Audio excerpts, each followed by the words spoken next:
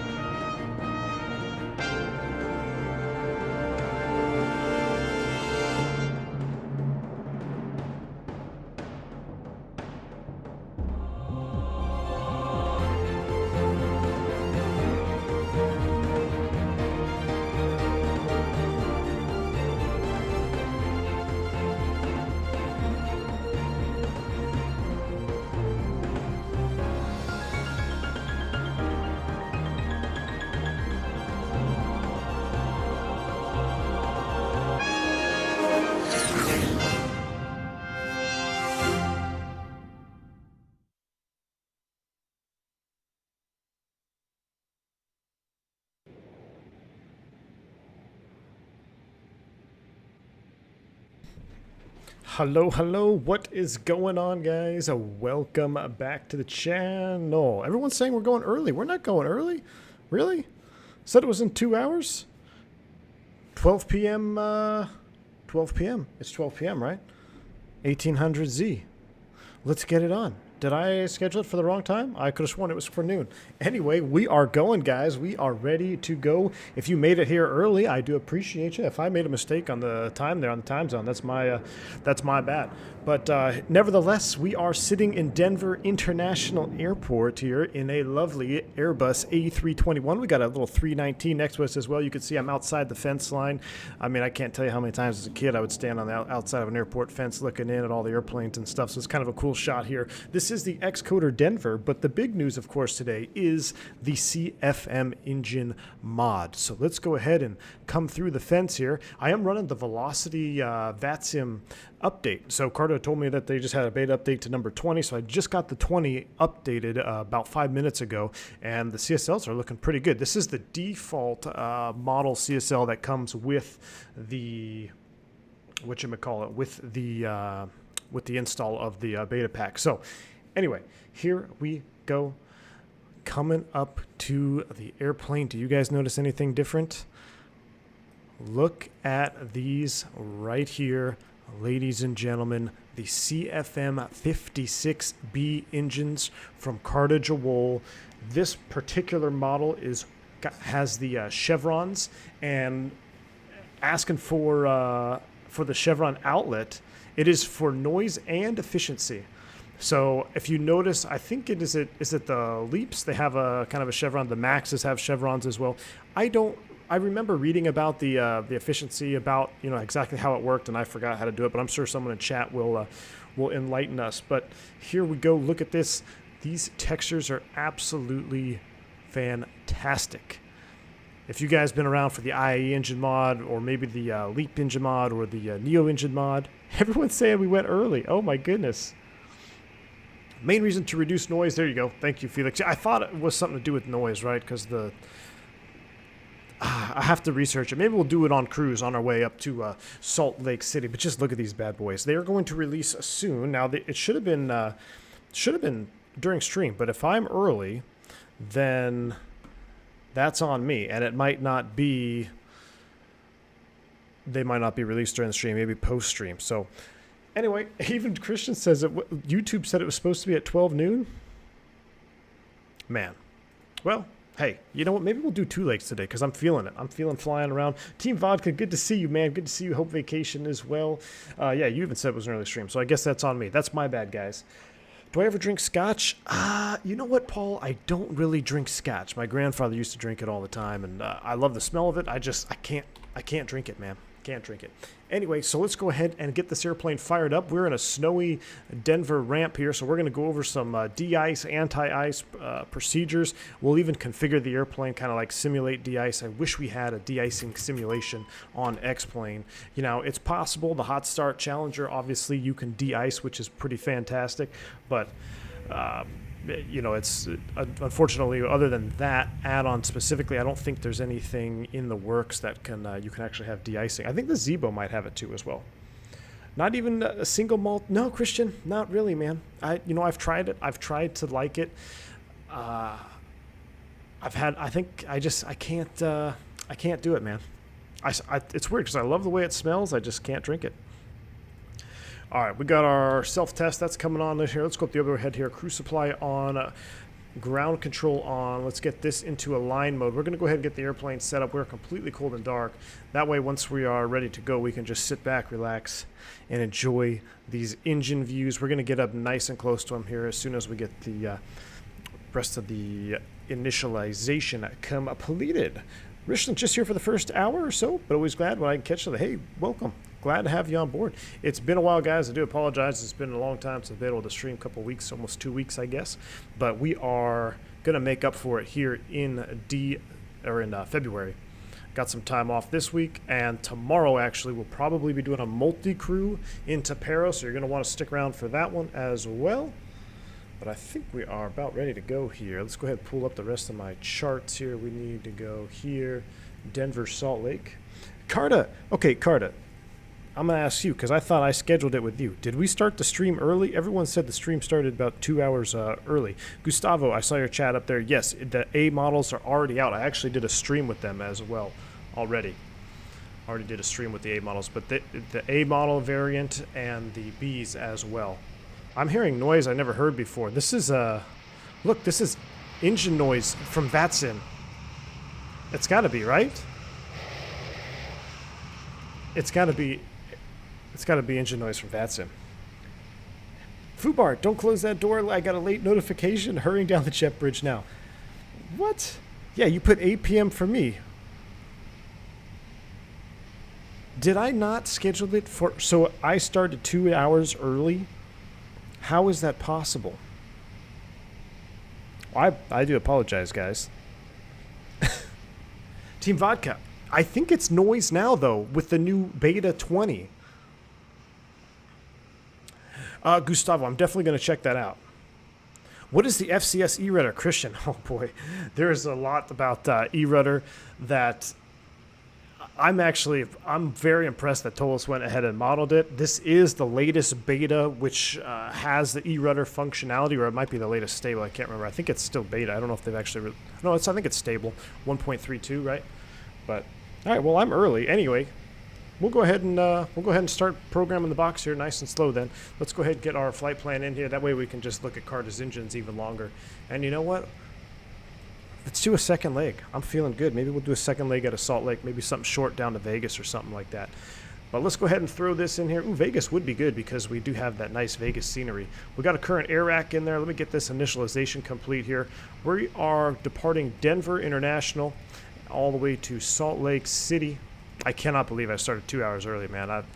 That's on me. I've been pretty busy at home, but the whole day, even yesterday, I was like, okay, tomorrow I'm streaming at 12 noon, get to the office a little early, get my 321 updated, ready to go. That's on me, y'all. Where do I download the CFM engines? They will be released when Carda lets me know they're released. It should be on stream, during stream, but since I started early, it may be post-stream. We'll see. So Carda will have the answer for you. I will have the link in chat, going through the chat as well when they are released, but you can expect them imminent here. Cruise flight level today is 340. Look, see, that engine sound is going away. I think that had to be that AI aircraft. See, he's taxiing away. No, I shut off the sound from the scenery, Paul. I shut off the sound from Xcoders because the Xcoder Denver, I hate the sounds that it comes with. So I disabled those sounds. A real-world pilot would have started on time. Yeah, Keith, you got me there, man. I can't believe I showed up 2 hours early to the airplane. That's something I've never done, unintentionally anyway. All right, here we go. Let's go ahead and throw this in here. We're going to be on the Zimmer 3. Let me look at the active sky brief. Let's see, 120 at 5. So if winds are 120 at 5, let's see what we got here. It is from VATSIM. That's awesome. So I'm very curious to see how the new client handles when we see airplanes landing and taking off. I haven't even looked at it myself yet. I literally installed it 10 minutes before the stream started. All right, with winds at a 120, let's go ahead and take... I don't want to take 1-2. I kind of want to take 2-5, but why don't we plan for... since there's no ATC on... Man, that is a long taxi. You know what? Let's go to 2-5 because we'll simulate a de-icing situation over here. Spot 9. That's kind of where they do some de-icing. I believe it's even on here. Yeah, de-ice pad Whiskey Alpha. So we're going to go through a simulated de-icing procedure. So we're going to go to 2-5 out of here. That way, for people that are joining late to this or joining on time, maybe they'll be able to catch some of the stream. Anyway, here we go. Off 2-5 on the Zimmer 3 departure. If V1 shows up 2 hours early, then scheduled crew scheduling would be offering a lot of money for him to take a trip earlier. Yeah, I'm going to need 200% to be taking an earlier trip here. All right, Zimmer 3 off 2-5 out to Chingy intersection. From there, we're going to Eaker, Echo, Kilo, Romeo, and then we're going to join the Lehigh 5. Now, Salt Lake City is one of those specific airports where this 5G NOTAM has definitely caused some issues because there's some special authorization approaches in there that I think I've actually done the special authorization Cat 2 in there. All right, let me see what is expected runway in Salt Lake. 3-2 and 3-4 left, 3-4 right. Let's just plan 3-4 right, I guess, for now. ILS 3-4 right. Off the Lehigh 5. And I believe that's, there's no thing there. We'll insert that. Eaker, Spain, clear the disco, insert that. Did I fly to Detroit before in real life? Yes, I flew to Detroit many a times. Matter of fact, I was just in Detroit not too long ago. It was freaking cold up there, man. But it's supposed to be really cold here in Texas the next couple of days. It's supposed to be snowing and actually some ice later this week. So, all right, that's good. Secondary, let's go ahead and throw in our secondary. Denver. We are running failures as well. The 321 has been nice to me, so anytime now I'm sure we're going to get pinged with some type of failure. That's all right. We're ready for it. If we have to come back, I'm going to come back on a 1-6 right. It's long runways, some snow on the ground here, so we're going to prepare for that with our preparations on taxi out with anti-ice or engine anti-ice, I should say. Where do I get trope in SimBrief? In SimBrief, it'll be off. If you're using this format, it's going to be on this right here. I even highlight it. FMS init load. There's tropopause right there. All right, so right now the Denver altimeter is 297. Man, if Toliss, with everything that they've been modeling, so we have Carda's engines, we've got every single engine mod available, and with everything they've been modeling with E-rudder and all this stuff and FMS2 and LPV, all this crazy stuff they're modeling, if we can just get some digital A cars now, I mean, what else do you want? We've got everything.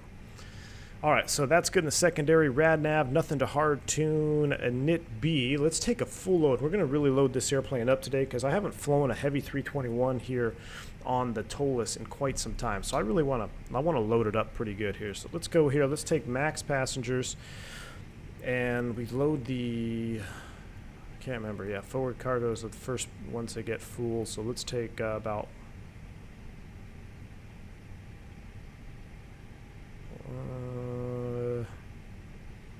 Let's take 5,000 pounds, and what do we need for fuel? We do have an alternate, and gate fuel 16.1.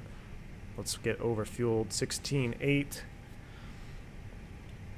And let's add a little bit more.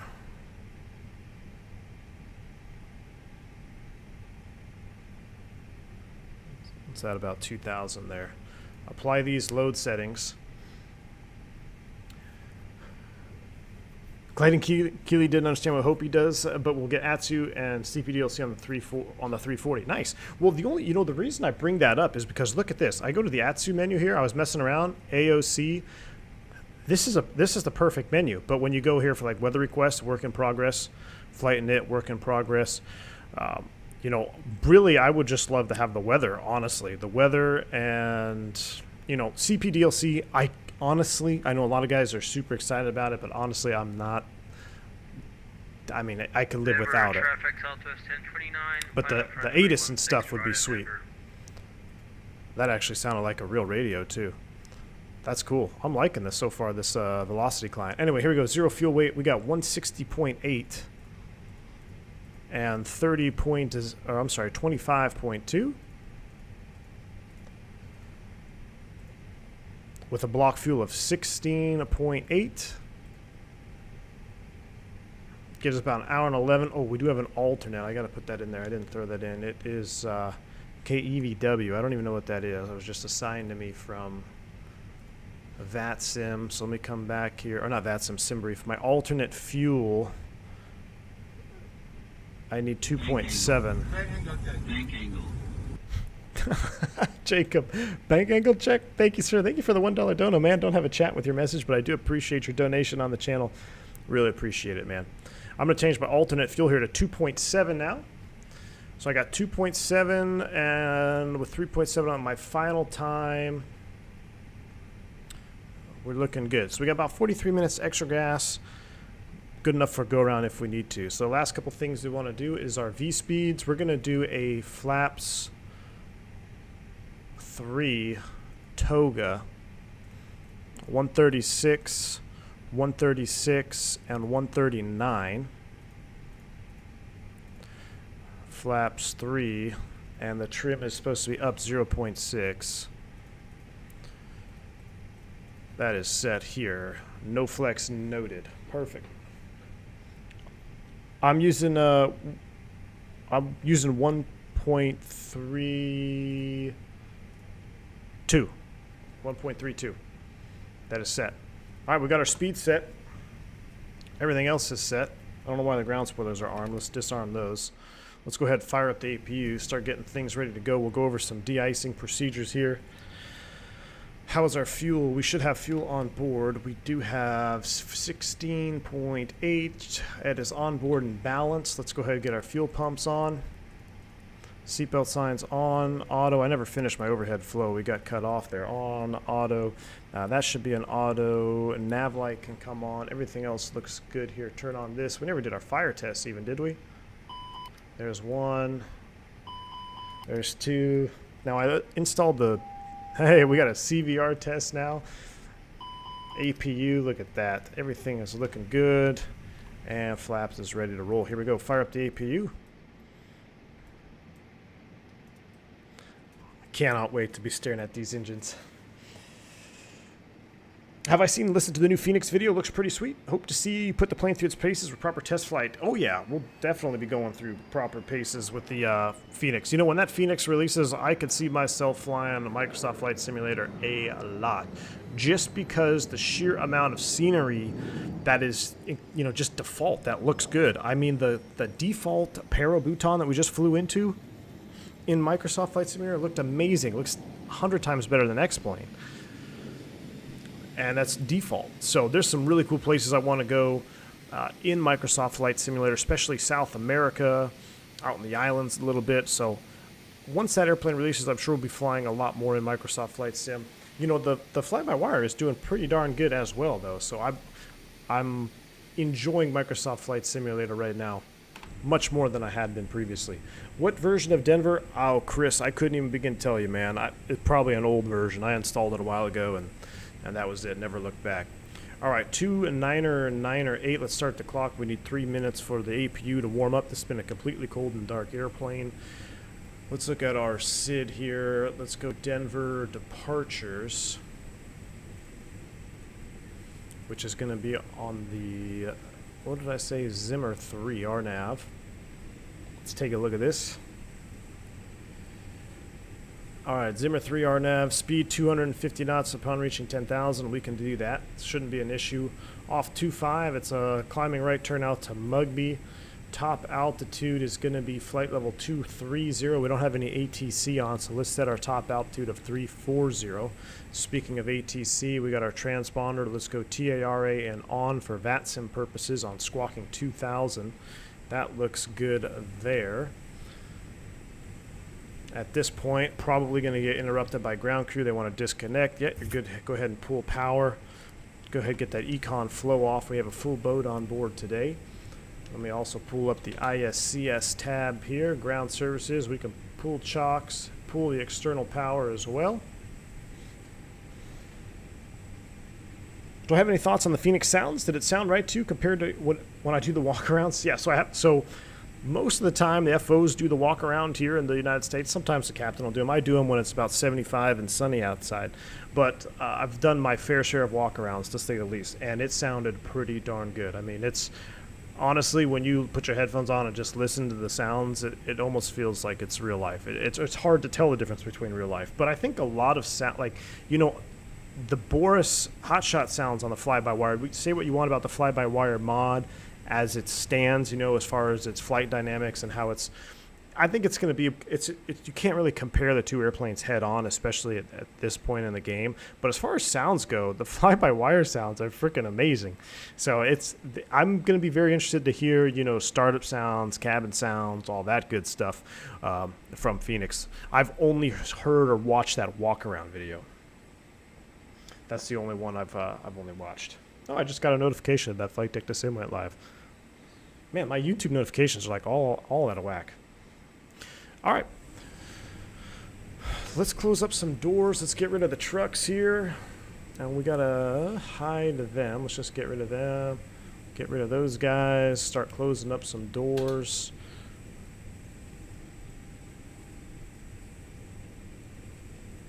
We'll leave 1L open. Listen to the sounds here while we look at this. Look at that CFM motor. Goodness. What CFM sound pack do I recommend for the A321? So right now, Mohammed, I'm using the BSS sound pack. Now, I know a lot of people like the FT sim for the 321. The only reason, and I actually downloaded it, was going to use it on the stream, but I went back to BSS because the mod, or the version that I put the engine mod on, was basically just a Neo standalone, so then my sounds are all jacked up, so I just had to throw the BSS on there since it contains all its own sounds. But the thing that's good about the FT sim sounds is if you want to change your engines, you are able to swap between the realistic engine mod, whether it be the IAE or CFM, and your sounds will change accordingly with the FT Sim sound pack. So that's something to think about if you really want to, you know, if you're going to be installing these realistic engine mods. I mean, once you put this engine on, I can't take it off. I mean, that is the best looking engine I've seen out there ever. I mean, it literally looks better than a real life CFM engine. So we're going to be oohing and on that here as we get up in cruise. But let's go ahead and finish up our prep here. I'm taking a little bit longer to get off the gate because I didn't realize I started 2 hours early on stream. That's on me. All right, everything else looks good on the overhead. Here comes our packs. You hear the sound? That's awesome.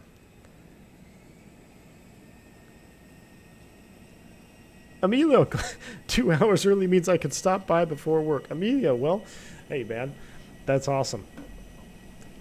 Surprising. I'm just full of surprises today. All right, what I want to do here just before we go is I want to pull out my actual de-icing and my de-icing checklist that we have. Basically, we're going to configure the airplane to not put any fumes in the cabin from the de-ice fluid. So let me load this up here. This is good practice for me because I actually have been pretty lucky so far in real life. I haven't had to de-ice yet, but I have a feeling my luck's about to run out. So let me pull out my actual de-icing procedure so we can go through it by the book. I can do it for practice, and then, of course, you guys can see it as well. So here we go. Bank angle. Super deal. Ratings V1. What model of Airbus are you flying in real life, and what engines does the one you use have?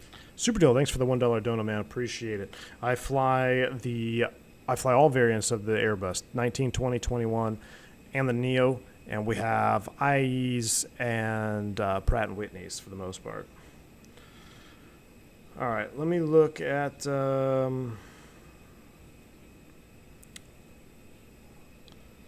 anti-ice, de-icing. All right. Here we go. Let's go ahead and go through our procedures before we get off the gate here. Captain, I was going back into JFK. Denver traffic, U-Haul 24 departing from U-Haul. Denver. Interesting call sign. And the controller request I do at 250 knots during the transition. I got shout out for not complying. Could you explain during transition? Ricardo, hot brakes. So during transition, that's at your transition altitude. So that's between, it's probably going to be mid-20s where you're going to transition, but that's when the aircraft automatically transitions between Mach to indicated airspeed. Now, when you're in a descent, since we got time here on the ground, we're dilly-dallying, what you could do is right here on your descent page, this is your transition. So it doesn't really have an altitude associated with it, but again, it's going to be kind of that mid to high 20s. If they give you a descend and then put a slash here, so you could put slash 320 knots, and now when you leave it in managed speed, the airplane will automatically transition to 320 knots. So in your case, if you just put a slash 250, it would have transitioned from Mach to 250 knots indicated. So you probably, that's where he got you. It happens. It's not a, it's not a huge mistake, but that's what they mean when through the transition. All right, here we go. Let's go through our procedures for de-icing here. If there's any frozen contamination adhering to critical surfaces, let's go ahead and say yes.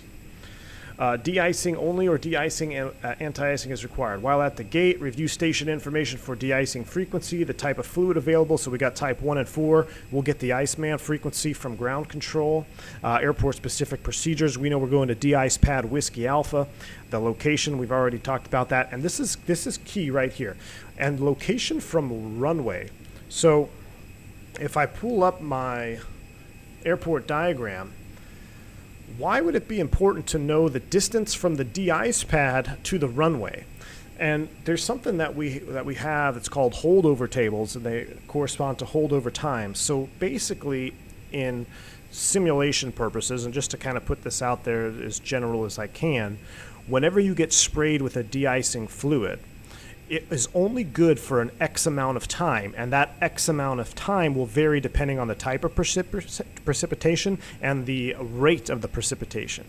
So that time is critical to know, because if say we're getting de-iced here at Whiskey Alpha, and then for some reason we got to taxi all the way to 35 left, which wouldn't really happen, I don't think, that's a lot longer. So we really have to be cautious about our holdover time. We have to make sure we have enough time to get de-iced, complete the procedure, then taxi all the way to the runway, get in line with everybody else, and not take off, because with an expired holdover time, if that time expires, we're no longer going to be able to depart. We have to get sprayed again if there's ice or snow falling, or we're ice adhering to the aircraft. So that's just kind of a generalization. That's something that not a lot of guys talk about too much, but it's an important note to remember is where you're getting sprayed. I know some airports, they actually do it at the gate, so that also comes into play. All right, will frost be active, precipitation, fall, or frozen contaminants below on critical surfaces prior to takeoff? Basically, if you taxi behind someone, will you get blown on the wings? Yes or no. If you say yes, it's a two-step de-icing, which means we need type 1 to get all the ice and snow off the wings, then we need a type 4 fluid to keep us basically okay to take off for an X amount of time. So once we know all that, we are going to kind of brief the ground procedure, which basically, once we're at the de-icing location, we're going to configure the airplane. I'll go over that when we get there. One of the key things to remember is that we're going to keep our flaps up. We're not going to configure for takeoff until we actually get de-iced. All right, so that's kind of our pre-takeoff brief. Did I install the CSLs prompted after the X-Pilot update? Christian, yes, I did. And there's a Frontier hanging out down there. So they look pretty good. Speaking of the CSLs, let's take a look at some of these airports here. I see guys taking off. Let me see if there's anybody getting ready to take off. No one taking off there. I thought I saw... no one's on final. They're already airborne. Looks like Delta's on final. But I mean, there's a couple. I mean, there's the airplanes that are already out here are pretty good. I mean, there's a Southwest. Where's that Southwest guy at? Maybe we can find him. There he is. He's out here by himself. I mean, these are the default ones that when I prompted me to update, I updated it. I didn't use my own CSL pack. This is just default. So. So far, it looks like it's working pretty good. I like the sounds on that engine startup. Mohammed, they don't have a de-icing feature that I know of, but I have seen people or heard of people actually not being able to take off because there's snow and ice on their wings, which is interesting. From X and Viral. 1001 will be taking off runway 8. All right, so he's going to be taking off on runway 8.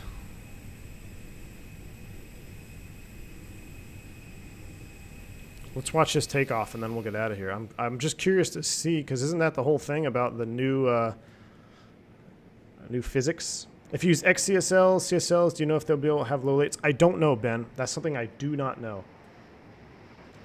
Listen to the sounds. We can hear the sounds as we get closer. Oh, that's cool. All right. Let's go ahead and position ourselves right about here and watch this guy take off. I want to see what the new physics look like when he takes off.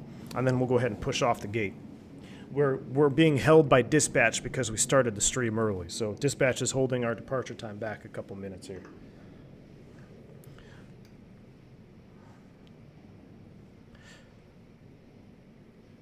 Can we crank up the sounds a little bit? Are you talking about the sim sounds? Oh, yeah, absolutely. I don't know why they were down. Sorry about that. All right, here comes the Delta.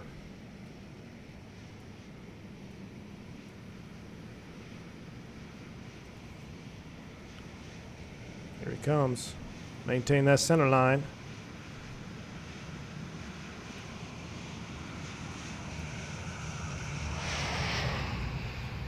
I like the sounds. I mean, they're pretty good for just having model or just having it here on having traffic.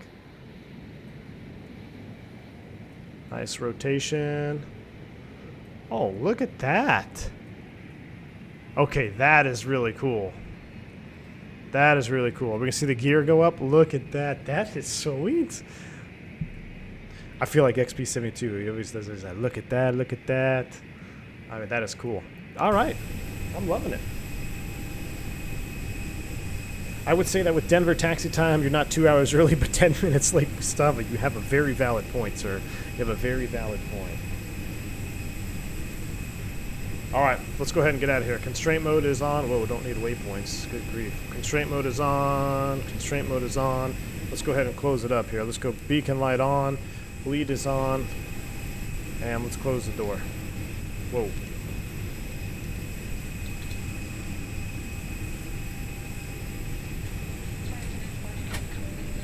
In just a few moments, we'll be closing the main cabin door and be on our way to Chicago. If you plan to use a mobile device, We're not going to Chicago, but close enough. Make sure those devices are set to airplane mode. So before the aircraft can move, everyone must be seated with their seatbelts fastened. Tray tables in their upright and locked position. Single engine taxi today. So the reason we will not single engine taxi is because we have V1 another bank angle check. bank angle check. That never gets old. Thanks for the $3 tip, Super Deal. I appreciate that, man. That bank angle check never gets old. Guys, remember, tomorrow, multi-crew, Pero Bhutan, 321, bank angle checks all the way around. So be ready for that. Hopefully, I'm assuming maybe the same time as today, so we'll talk about that later.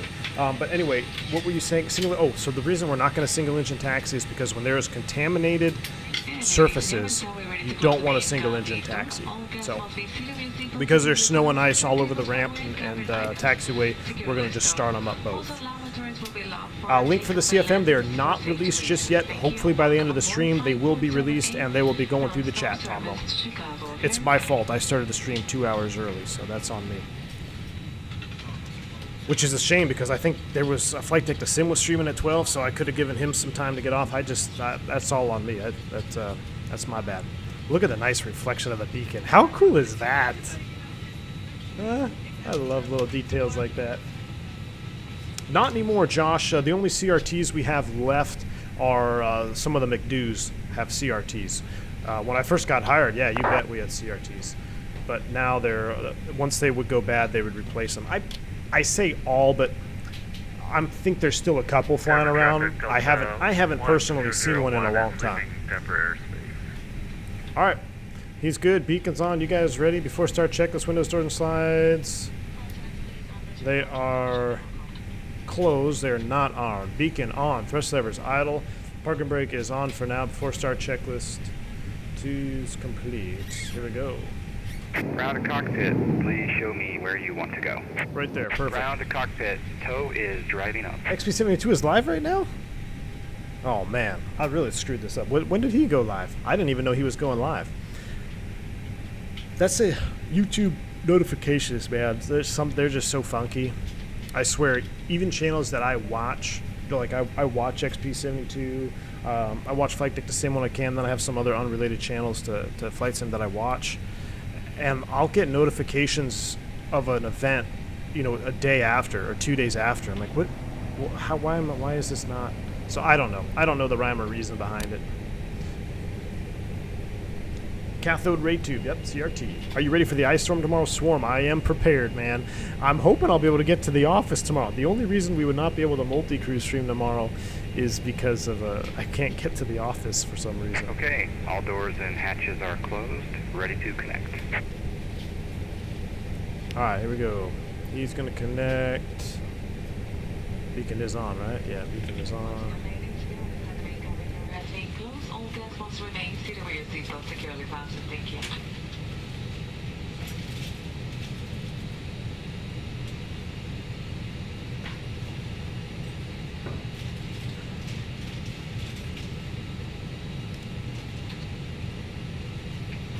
This is Gideon from Nigeria. Gideon, well, welcome to the stream, man. Glad to have you on board.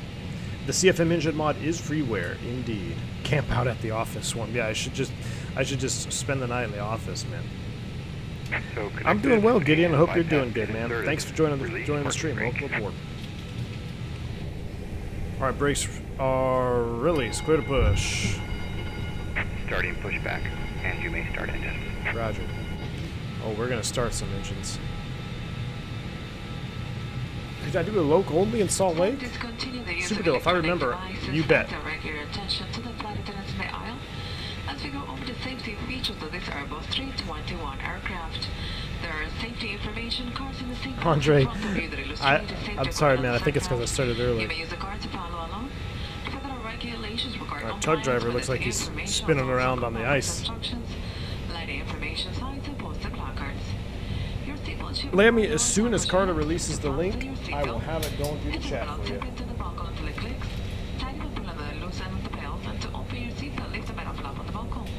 For your safety and the safety of the flying, please keep your seatbelt fastened at all times while seated.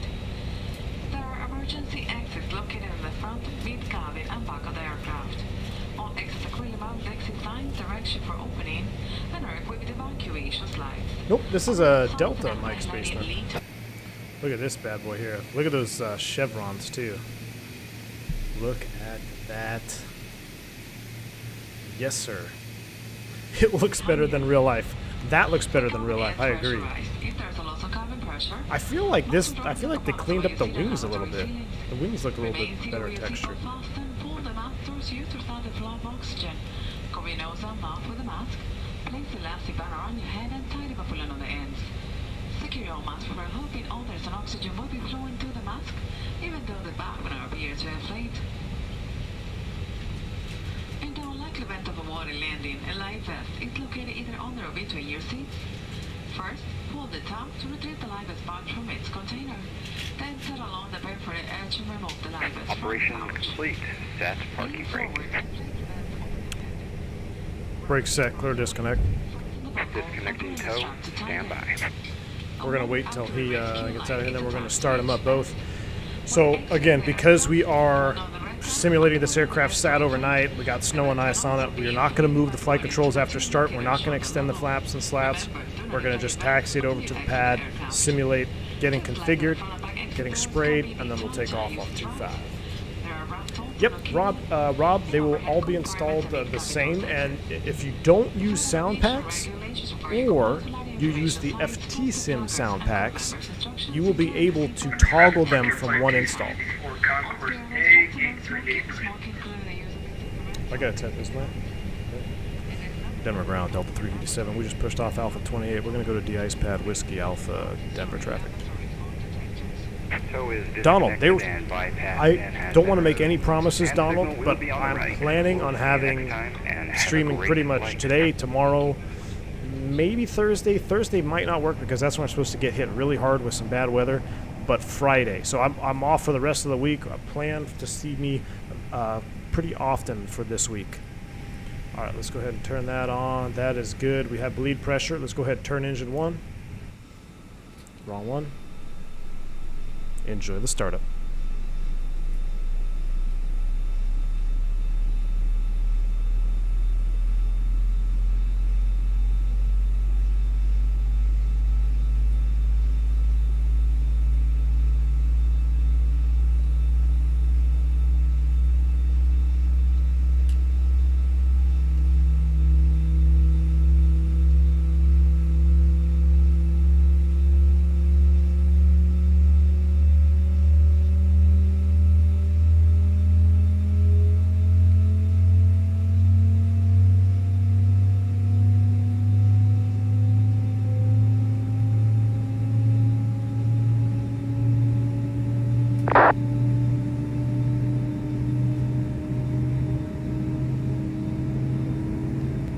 Little blow-off particle effect. Now that is also temperature dependent, so that only happens in cold climates when you got a little bit of extra back, or what is it, like somebody explained it to me one time what actually causes that to come off the front there, or off the top of the engine, but that will only happen in cold temperatures. So right now it's 0 degrees Celsius, so that's why you're getting that blow off there off the pylon. Let's go ahead and start engine number 2 from right here. Or right here. I don't know. Check out these animations though.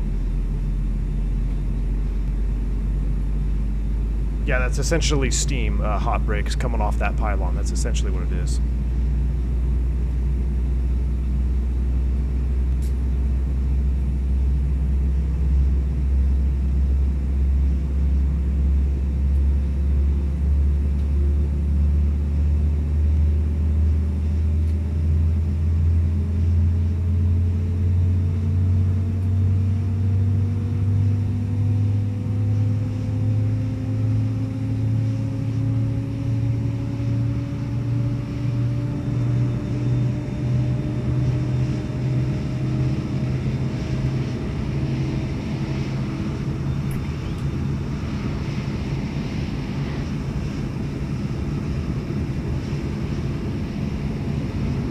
Look at that transition.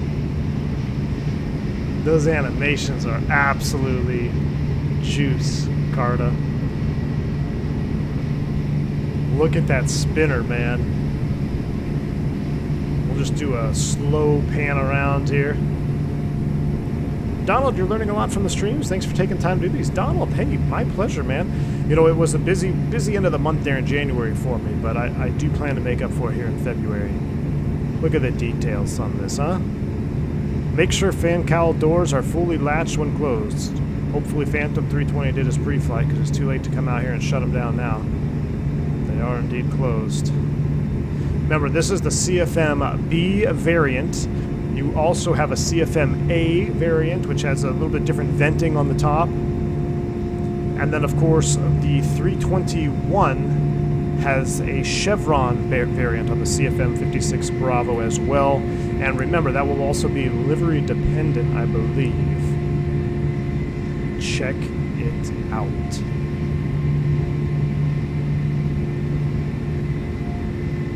I live near Fort Worth. Do you think we're going to hit with a bunch of snow?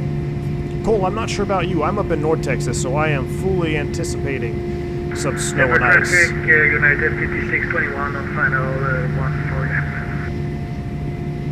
Man, that looks good. All right, let's go ahead and do our after start checklist. We're just sitting here all day looking at engines. I'm going to leave that disarm. We're not going to move that. We're going to go ahead and turn the APU bleed off. We're going to leave the... Actually, we'll go ahead and shut off the APU as well. That's how we're going to basically configure right now. We're not going to do any after start... well, we'll do an after start checklist, but we're not going to do any of our flow, like set the flaps and all that, because we got to go to the de-ice pad. So let's pull that up right here. We're going to go out to Whiskey Alpha pad, which is on spot 9. Basically, going to take it out Alpha Alpha. Whiskey Alpha. All right.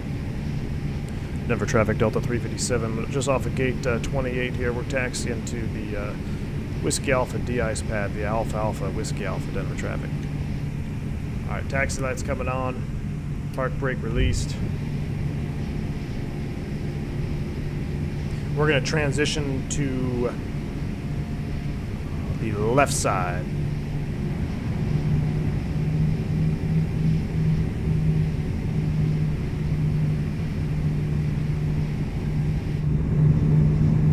Do I go into Houston very often? Quite a bit. Quite a bit. I was actually there last Friday.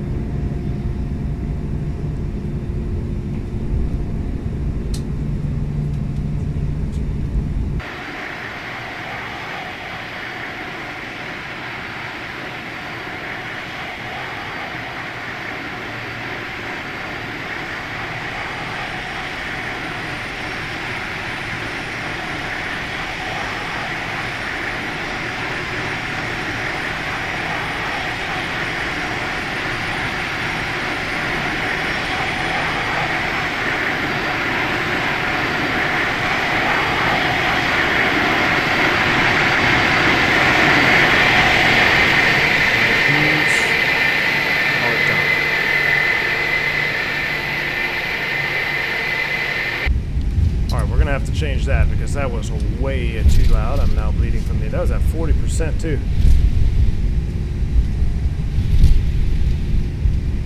Never traffic, 1264 taxi with the phone out.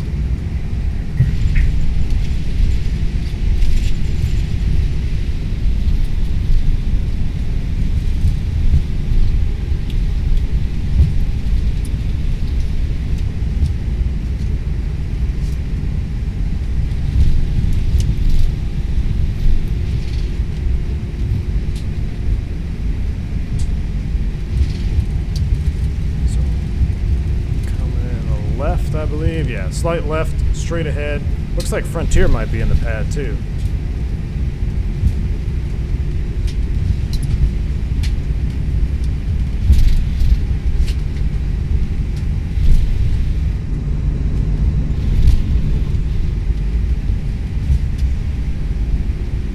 The link will be soon. As soon as Carda has the link for me, I will be posting posting it in the chat. It'll be going through the chat as well. But I started 2 hours early, so that's on me.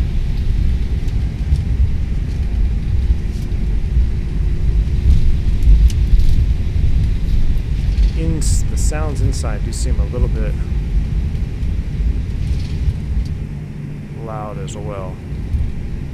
Maybe 10. Let's turn those down. This is the new VATSIM Velocity, exactly.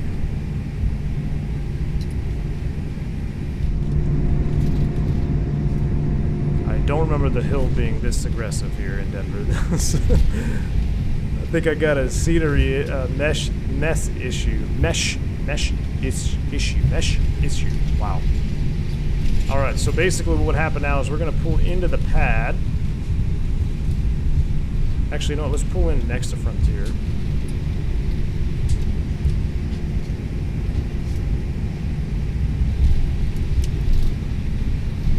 Do I use X camera to set up the views? No, I just use numlock on the keyboard. Numlock on the keyboard.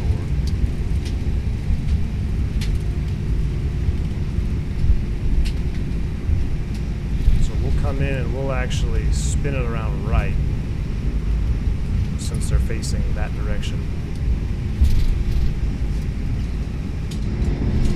That CSL looks pretty good though.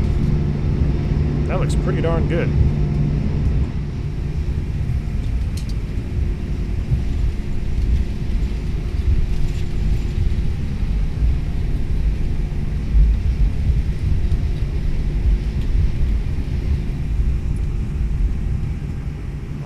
Hard right here. Making hard 90s on snowy taxiways is definitely sketchy. Get that nose wheel skidding. I'm sure if you've been on an airplane, even as a passenger, and it's been real snowy out, and you've heard that it almost sounds like a vibrating, like chon chon chon chon on the nose wheel. Nose wheel starts to skid out a little bit. Alright, so here we go. We'll pull up into the pad. 56 going 1 vacated runway. More left, the taxi to the gate is the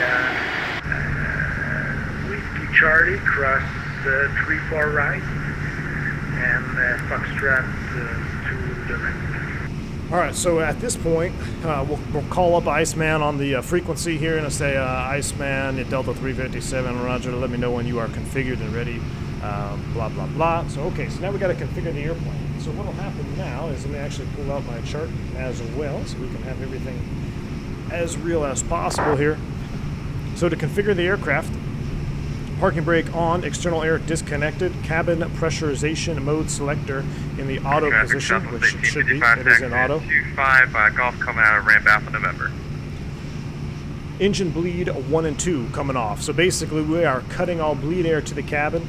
That's coming off. APU bleed, if it was on, we would go ahead and turn off the APU bleed, but we don't have to worry about that right now. Ditching push button on. So this is something different here. We're going to go ahead and pull the ditching push button cover open. And we'll go ahead and select ditching push button on. I don't know why it shut my packs off, but there we go. It should look like that. Broadband Wi-Fi aircraft, we don't have to worry about that. Thrust levers idle, engine shut down, no, they are on. Notify passengers, communicate, blah, blah, blah. And then we'll do the reconfiguration process as well.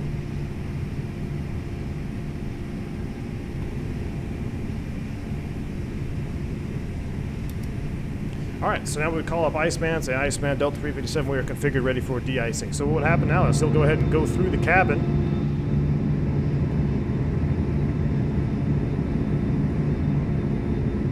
He would go, or not through the cabin, but he would go around the airplane, spray the airplane with Type 1, and then he would go Type 4. Donald says, saw yesterday on Big Jet TV at 321. Yes, I saw that tail strike go around, man, that was pretty wild. That was a while to go around there. That's going to be interesting to see the CVR on that one.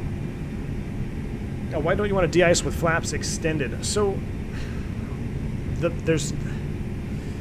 what we're simulating here, and I don't want to say that you can't de-ice with flaps extended, but you don't want to move the flight control surfaces when there's snow and ice on them. So we're simulating that we got to the airplane, the flaps were retracted because it came in, right? It was a clean airplane. Then it snowed overnight, and if there's snow on the wings and snow and ice on the wings, you don't want to attempt to move the flight control surfaces or extend flaps until you get all that ice off of the aircraft.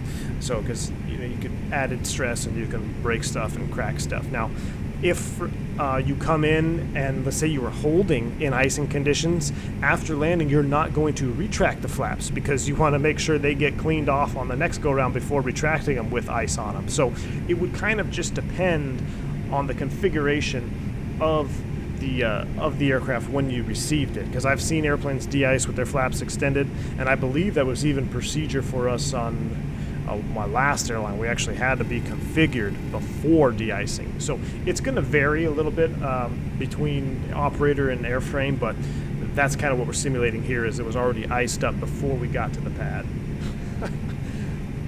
Team of Vodka, what's going on, man? Thanks for the $30 bomb, man. Thanks. Do you ever tip the de-icing guys? Team Vodka, dude, thank you so much for your support on the channel, man. I appreciate that. That's a huge tip. I hope you had a great vacation down there, man. I hope it was good. It's probably a little bit colder now up there where you are, other than Costa Rica. So I hope you're doing well, man. Thanks again for the tip. No, I never tipped the de-icing guys, and I actually I got an image of an airplane that was de-iced that wasn't completely de-iced, and definitely wouldn't be tipping those guys because they said the airplane was clear of snow and ice, but there was snow and ice all over the wings still. So somebody was passing that picture around through the chats. But thanks again, Team Vodka. I appreciate it. All right, so de-icing is complete. Let's go ahead and reconfigure. So let's come back up here. Ditching push button off. Close that. Once that is been closed, the outflow valve, we want to check that is open. So we're going to come over here. We're going to go to the pressurization page, and the outflow valve is open right here. All right, continuing. I keep losing my spot here. Oh yeah, if we have broadband, 1 minute after spraying, engine bleeds 1 and 2. So engine bleed 1, now we have to wait a couple minutes. Engine bleed 2, come on, simulating that. After 5, or greater than 5 minutes after it comes spraying completed, then you could start your second engine if you did a single engine taxi. We'll go ahead and get our packs back on as well. And prepare for taxi. And what I should have done here is we're going to put our engine anti-ice on, because engine anti-ice will come on the ground when there's snow and ice on the taxiways. So we've got that on as well. I should have had that out on our initial taxi out. Now I don't know why we got 2 fault lights here. That's not good. Is it because our bleeds weren't open yet?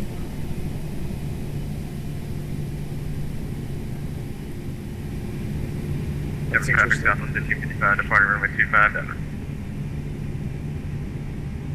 Oh, it's not. We don't have enough. It's not hot enough. Why is it 110C?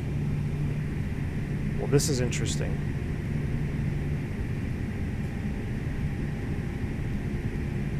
I think someone's hot micing.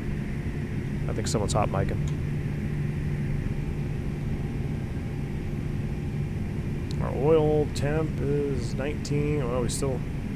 That's in the green. This is interesting. Let me do an engine run real quick here.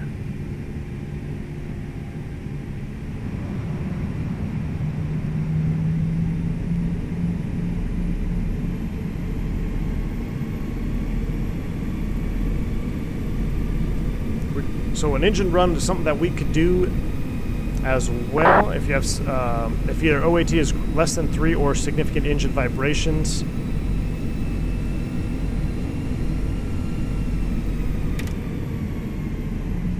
I'm not seeing it.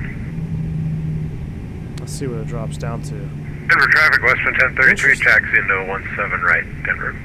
All right, so I don't know. I don't know why it's staying amber, but we'll keep an eye on that. Keep an eye on that later. Delta 55, entering 1825, line up and wait. All right, here we go. Let's go ahead and go flaps 3.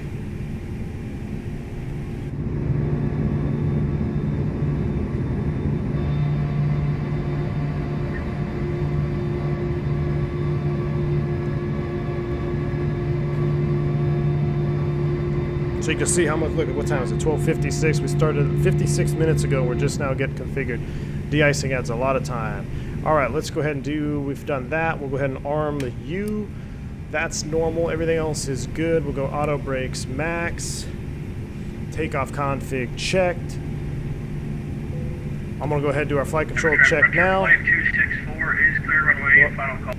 Full down, neutral, full left, full right, neutral, rudder, full left, full right, a neutral, and what was our trim? Up 0.6, so trim is set. Cool. All right, let's get out of here. Finally, Denver traffic, Delta 357. We're leaving the de-ice pad. Whiskey Alpha, going to taxi 25 via Golf for Denver. All right, you guys ready?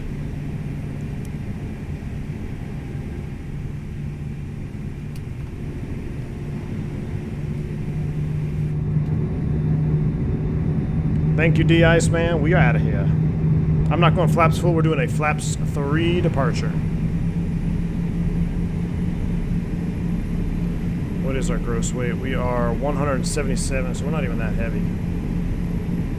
We'll try to be a little bit heavier next time, but we don't have a lot of gas. We only have 16,000 pounds on. Speaking of, what's our min takeoff? We're gonna have to check that. Min takeoff 15.5. Good thing I put extra gas on. Holy crud, I'm late to the party. Scott, no worries, man. You're not late. I'm just 2 hours early.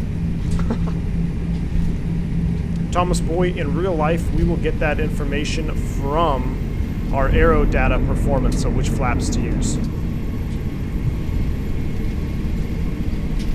Alright, so we're going to go up the hill here. Actually, can we cut across the pad? Yeah, let's do that. Let's cut across the pad because I don't want to go up that steep hill again. That mesh is a little messed up. We're going to cut across the de-ice pad and join, go southbound on Gulf. Yeah, we're going to cut across the pad and then join Gulf down to 2.5.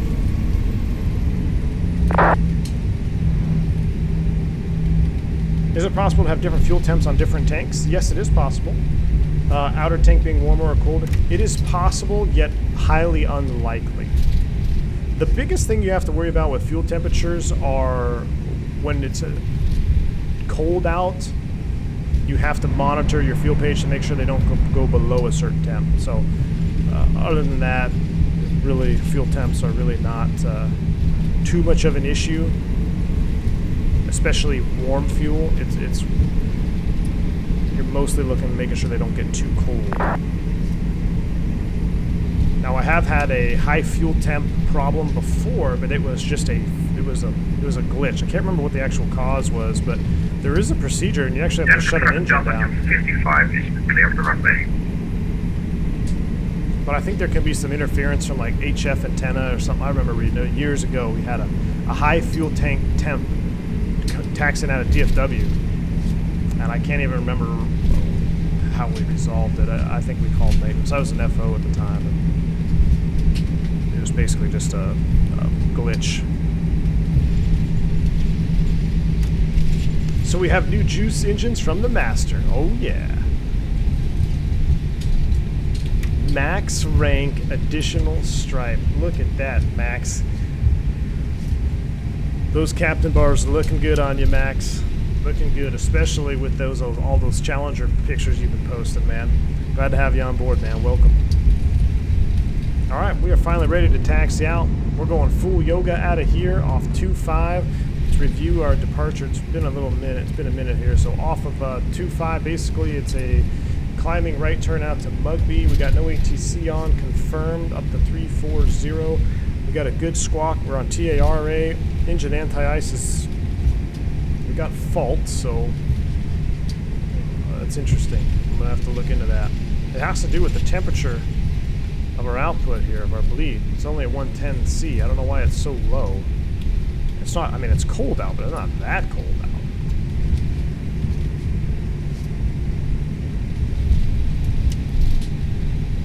Anthony, you loving it? That's awesome, man. Just had a big update.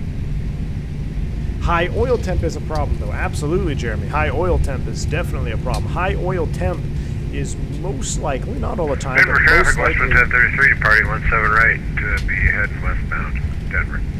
Most likely going to be associated with a low oil pressure, because it means you're getting low on oil. So he's departing 17 right. Where's he at? I want to see that new rotation again. Oh, there we go. He's departing off 17 right. We'll hold short of 2.5 and watch his takeoff. that velocity update is pretty sweet. All right, holding short of 2.5. Breaker set. Let's watch this guy take off. It just looked so much better. It looked very realistic. Like you can even see that last rotation of that Delta 7.3 that took off. Let's watch it from, where's he at? Oh, past the runway. Here he comes. Oh, it's a little prop. Hit the like button for maintaining center line, or attempting to. I gotta fix my lights. I forgot to fix my light bug.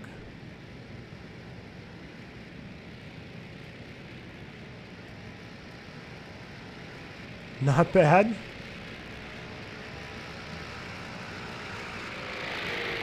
The fact that we have sound is just, it's cool. I like it. Denver traffic, Delta 357, gonna line up on 25, Denver. All right, here we go. Takeoff and landing cam is on the lineup, and wait, let's see. We've got 180 watching. How's our like count doing? Let's do, we have a takeoff goal here for our likes. 127. We hit 130, we hit 140 likes before takeoff. Here we go, let's light it up. Denver traffic, Western 1033 is climbing through 6,000 feet, and we will turn westbound over I-70, Denver traffic.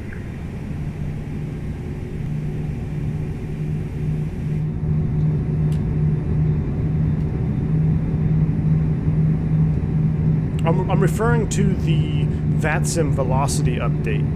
So you have sounds with AI, well not AI, with other player aircraft now, and you also have, I guess, like better takeoff and landing physics, essentially.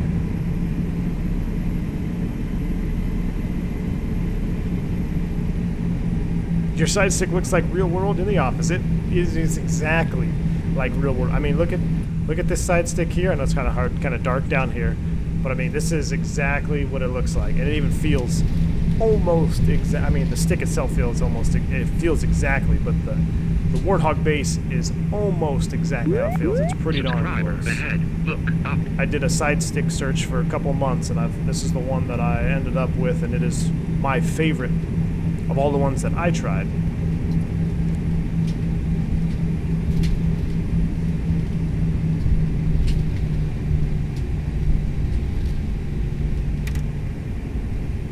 Let's check the map here, see if anybody else is departing. No, we look good.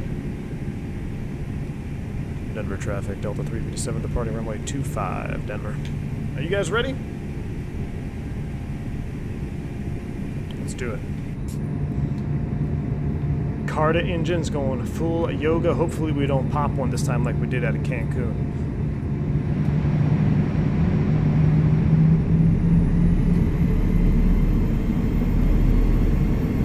Here we go. Nose forward on the stick. Yoga.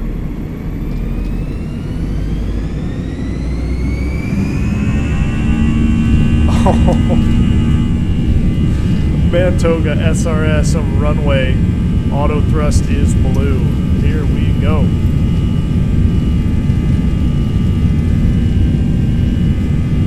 Thrust set.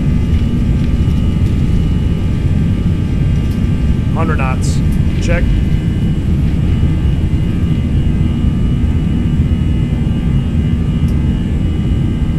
V1. We'll rotate.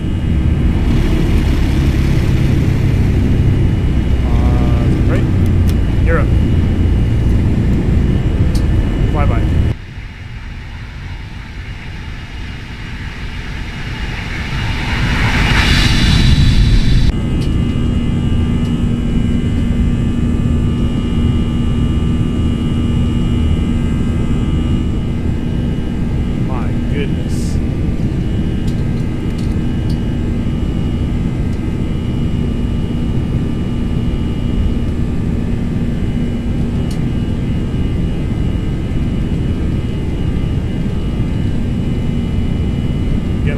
Trend in speed. Should have terrain mode up, that's my bad.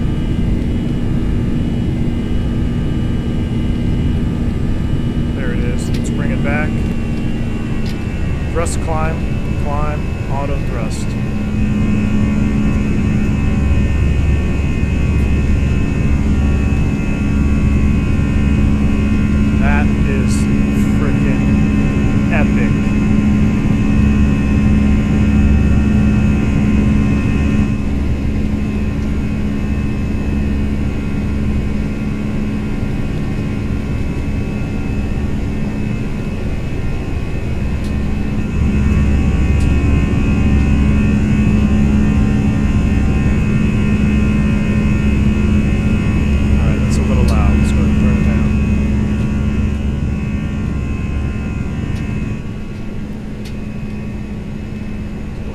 profile as well. All right, let's go ahead and knock it down about 75.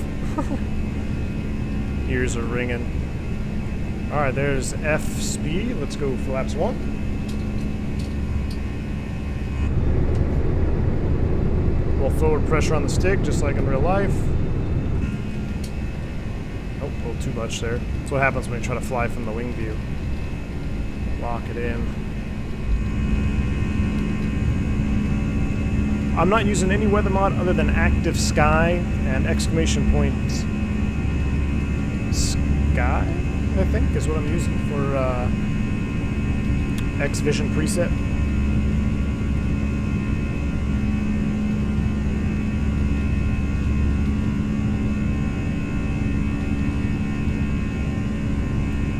That looks so good.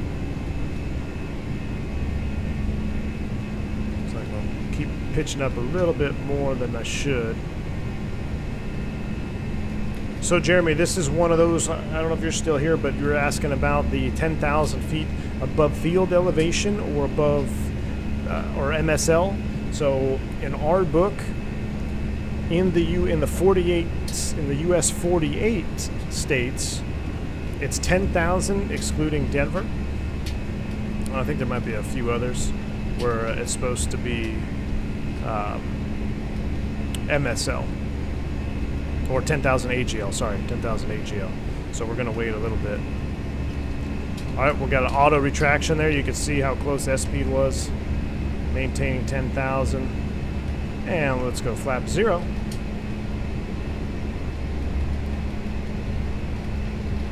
And we passed our restriction, so back up in decline mode. Nice, easy maneuvers on the stick. I've noticed... I wonder if they've changed the flight model at all in the Toliss. It almost feels a little bit more, the flight director looks a little bit more jittery in this version. But there's 10,000. Let's go ahead and turn off these. Let them know we went through 10. My nav light on? Yeah, it's on. Cool. We're about to go through some clouds, so we're going to go ahead and keep the engine anti-ice on. Back to the live cam. What am I using for snow? That's just the scenery has a snow there for Denver Airport. Yeah, we'll go autopilot 1. Do another flyby.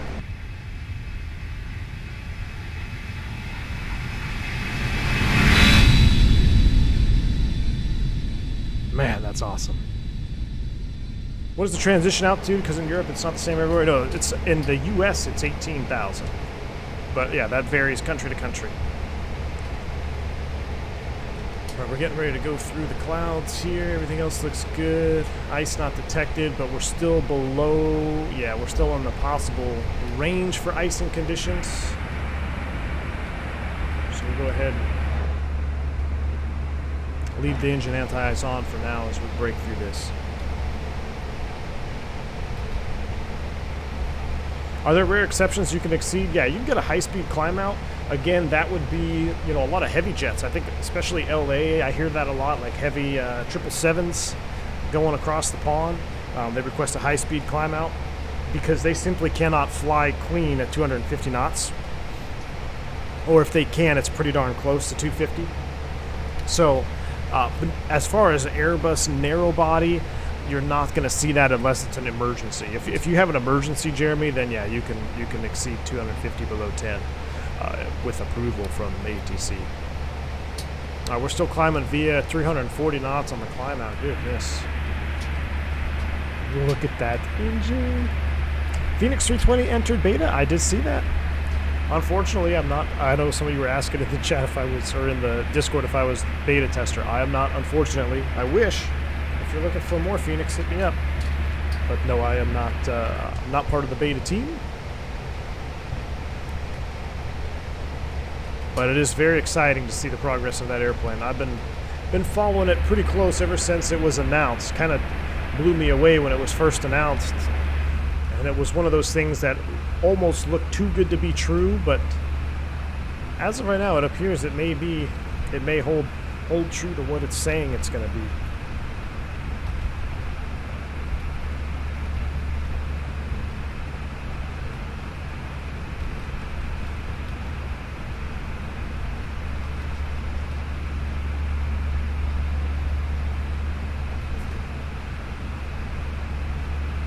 Are the screens dim for anyone else? One-Eyed Harry? You know what? My screens do look a little... Let me see if I can brighten that one up a little bit. I think it's just the X-Plane lighting. It might be just the shaders that I use on that X-Vision preset.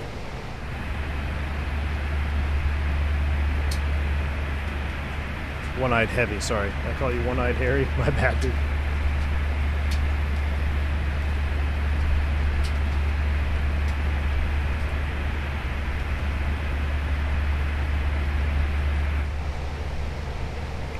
I know. I got my 2D clouds here. This is the only place where they don't look awesome, is when we're going right through the tops. But as soon as we get above them, oh man, look at that. As soon as we get above them, they're going to look even better. Let me turn the outside sounds way down here. Let me go external down to like 5. There we go. Now we can really enjoy it. Look at the reflection off that engine.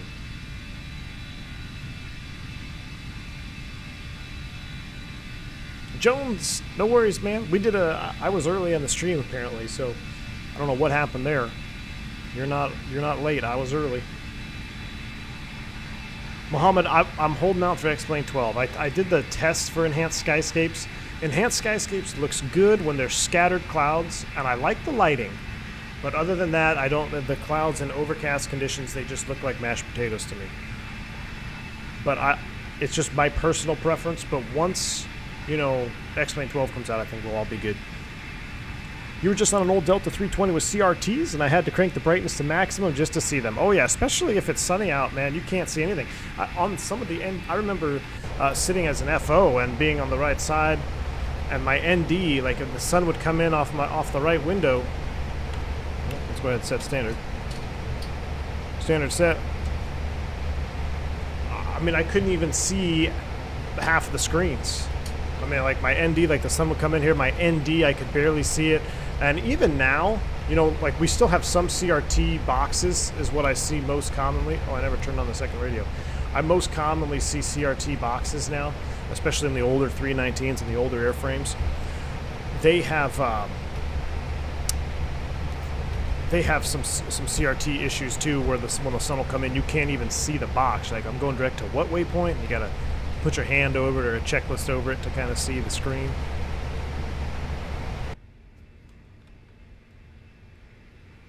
If you want to see CRT, United's got about the oldest Airbuses in the country is over on the United side.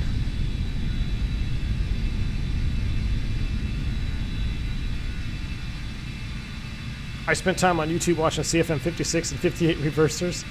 Oh yeah. Yeah, just wait till you see the animations in slow-mo.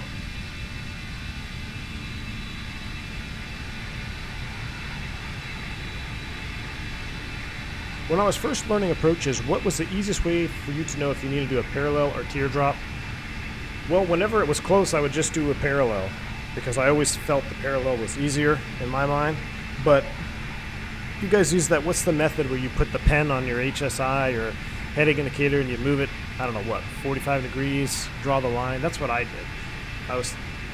I don't remember it now, but basically if you look at your heading indicator, you dial in you look at your inbound course and then you put the pen on it. Gosh, it's been so long. If I had to figure out a manual hold entry now, I'd probably end up just doing a parallel or teardrop. Once you've done enough of them though, if you just look at them, you can kind of figure it out. If you just looking at the hold, common sense. It's those ones that are right on the border, like just by a few degrees off. Like by definition, it's 2 degrees a parallel versus a teardrop. Those are kind of like, okay, just as long as you turn on the protected side. Know this. I know we have check rides we study for, and you're going to have to do it on the written test.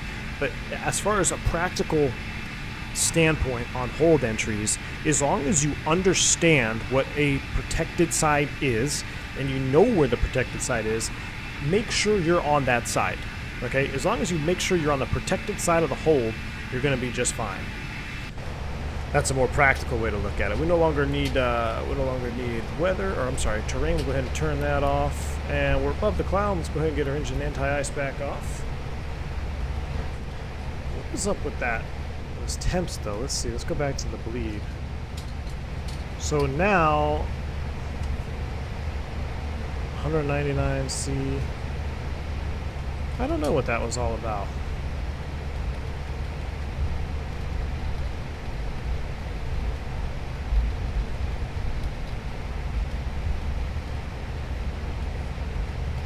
I don't know why why it was faulted on the ground.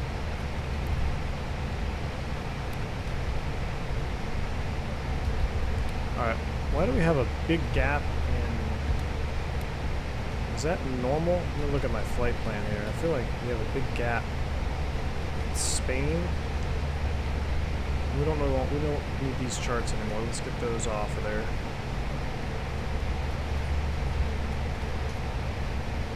I used outbound heading on the top left quarter of RMI, parallel entry on the top right.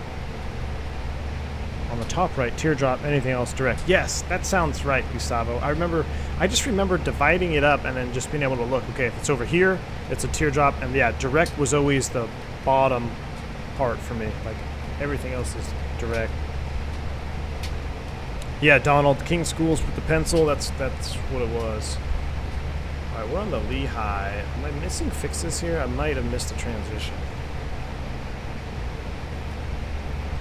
Yeah, we need to take Lehigh off Eker. What's up with that?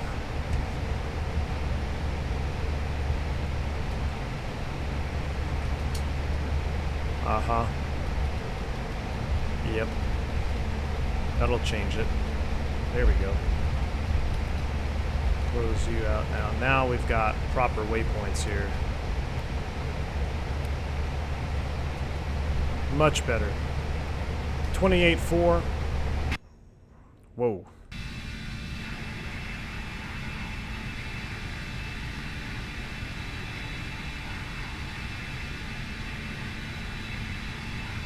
I'm thanking you so much since you explained so good how to cold and dark on the 321. Now I know how to fly 321, and you've been flying it for months now because I learned, and I have been flying it for months now because I learned from you. Mohammed, well, thank you, man. I'm glad you're enjoying your 321 and being able to fly it. That's why I do these streams. I love teaching. I love flying sims in general.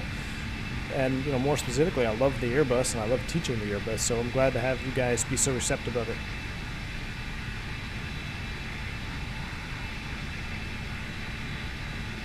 Alright, so we're doing good there. I'm going to turn down this volume just a little bit more, though. Turn that down a little bit. Let me go back out here. Let me find a good view where we can sit for a second, get some tunes on. Enjoy a nice flight. I was hoping we'd have some more scenery to look at, but unfortunately, with the weather the way it is, doesn't appear that is the case.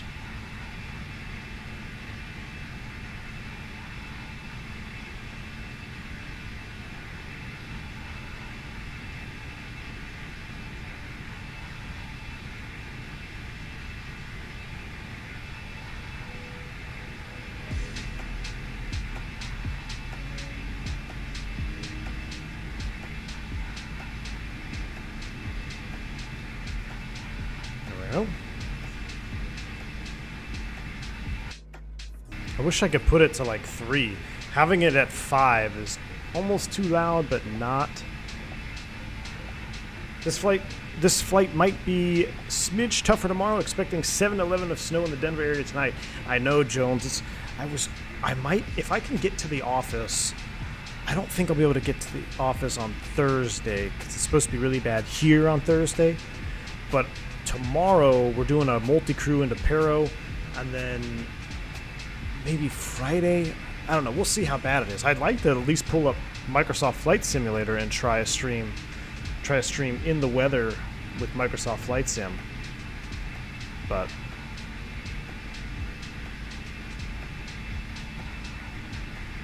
18 inches of snow during the weekend in the Northeast. Goodness.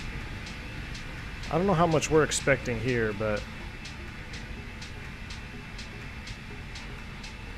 SA, yeah, I'm well aware of it. The Phoenix, absolutely.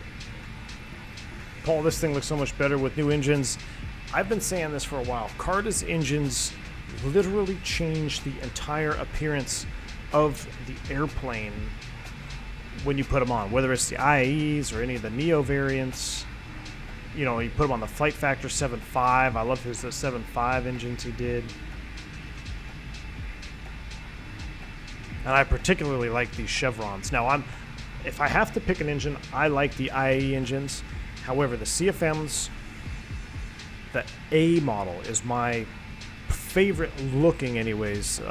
From a performance standpoint, probably not so much, but the A model that has just kind of some unique characteristics, like a flatter spinner. You got some vents on the top of the engine. Now, I did a Delta CFM-56A flight.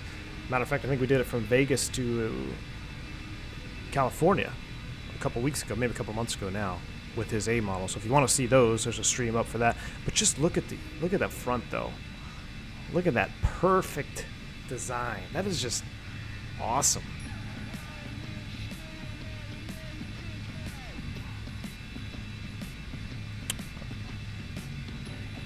Nope.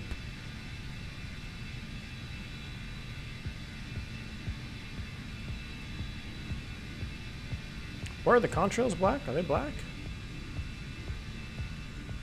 Interesting. Or is it the light? Oh, it is weird. They are black. Well, it is exhaust, so...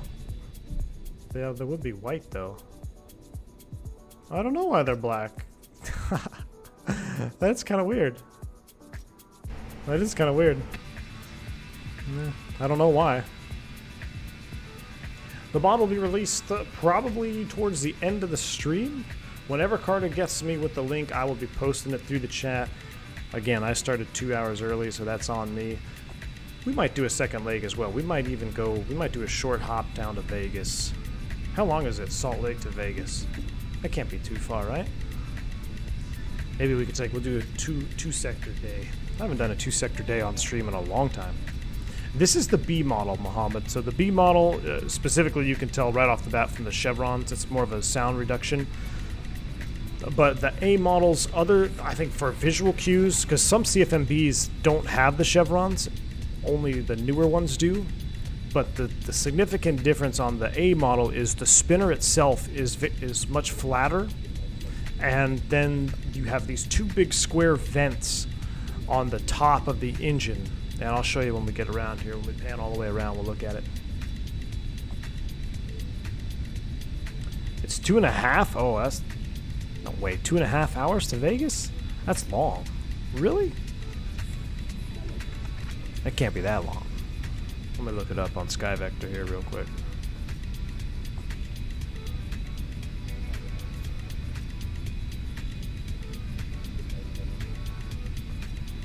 So if we were to fly... Is there any bad weather near Salt Lake? I'd like to fly into some really bad weather. Salt Lake to Vegas would be... Oh, it's only 319 miles. About an hour. We could do that. But I bet the weather is good. I want to go somewhere where the weather's bad. Watching V1 and XP72 simultaneously on different devices. What a day. Mr. Martini. Awesome. I didn't even know he was streaming today. RIP. Busy airspace today. Busy airspace today. What's he flying? I wish we had A-cars so we could just like... Do we have A-cars in... Can I message him from Vatsim? Like, does Vatsim have A-cars? That would be cool. Oh, Gustavo, that's a point. Hop into the A model Delta, go over to Jackson Hole. That's a fair point, Jackson. That would be good. As I do have that Exonos Jackson Hole, which is really nice.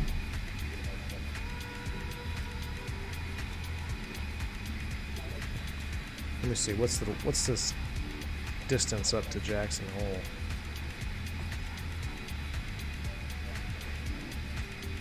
Oh, that's short, yeah, 178 miles. We could definitely do that. We might have to do that next. You could use easy CPDLC.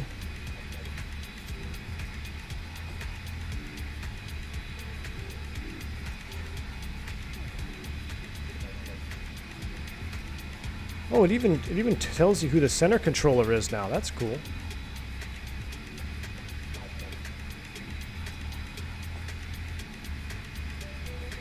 How could I message someone? Do you have to have a different plugin? That's what is so cool about the I A300, being able to use ACARs. Oh, he's flying the 320 Neo. Oh, is he in Microsoft Flight Sim? Nice. Salt Lake has some snow. Let me check the updated METAR here with Active Sky. What are we dealing with?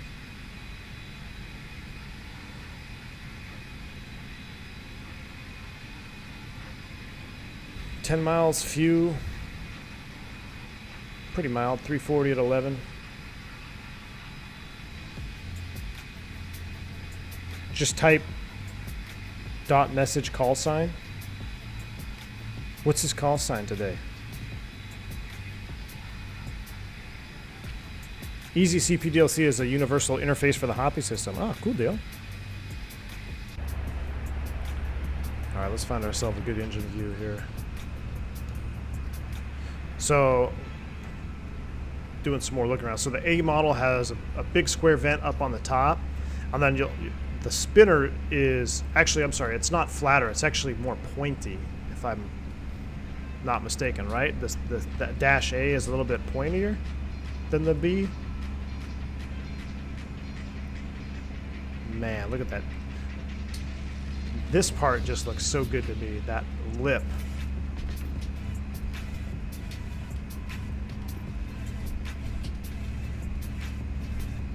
Ooh, yeah, so he is in Microsoft on the 320 Neo. Nice.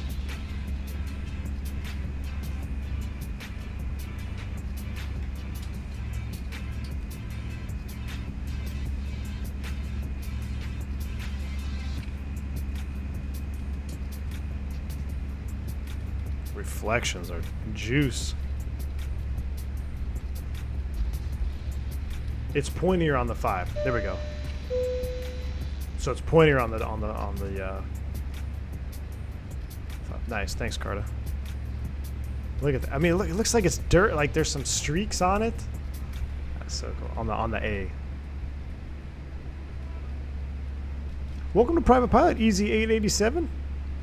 Thanks for joining the channel, man. Exclamation point welcome. Enjoy your new membership perks.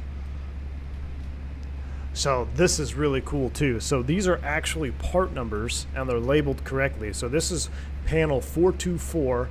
Not quite sure. I guess B would be the location and L stands for left. So if you look at the other side of the pylon, it'll say 424BR for right side. And you got like a CL, DL. So L means it's all on the left side. I mean, just look at all this. I mean, even got the extinguisher things there. We got our fire bottles, fire bottle hatch. Look at the reflection. This is probably my favorite part on all of Carda's engines. Is this, like right here? If you just kind of like look at this whole part of the engine as you pan around in the sun, and if you fly like in the sunrise, look at this. Look at the scratches on there. I mean, this is seriously looks better than a real engine. Love the chevrons too. Love the chevrons.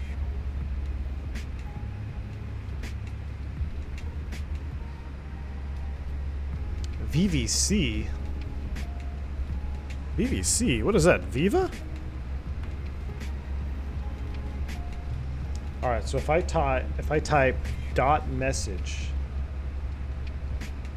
and then his call sign and a message in. Let me try it.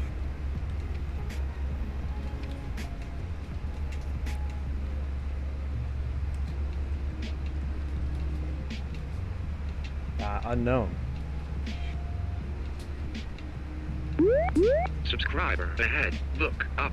Do I have to put the quotes?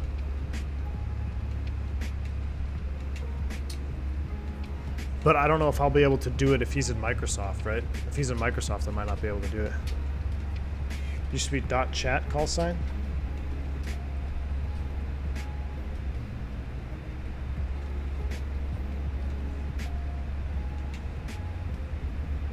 Unknown command. Maybe we're doing different. I just updated to the beta I think it's beta 20. So maybe it's because we're on different clients.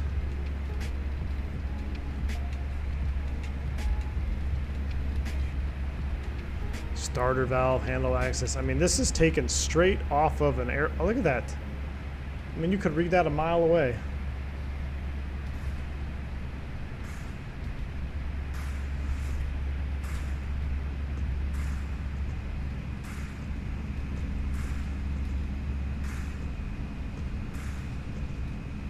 Awesome.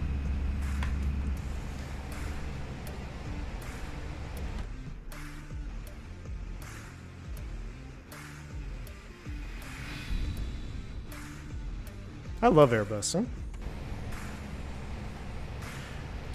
All right, what do we got going on here? Let's go ahead and turn the seatbelt sign off. Let's do that number one.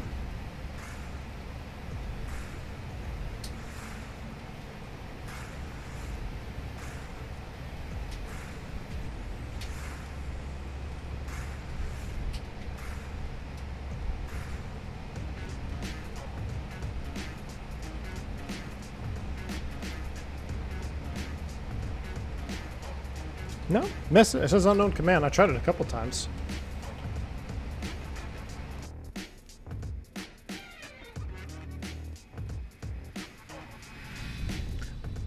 What's the use of that fin on the engine side? These no grabs here?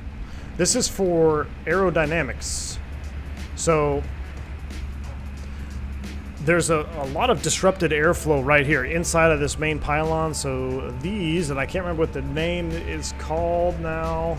There's an actual technical name for this, but it helps stable that out, helps stable out the airflow. And also, if you look at them, they're slightly pointed down, so they're kind of multi-purpose.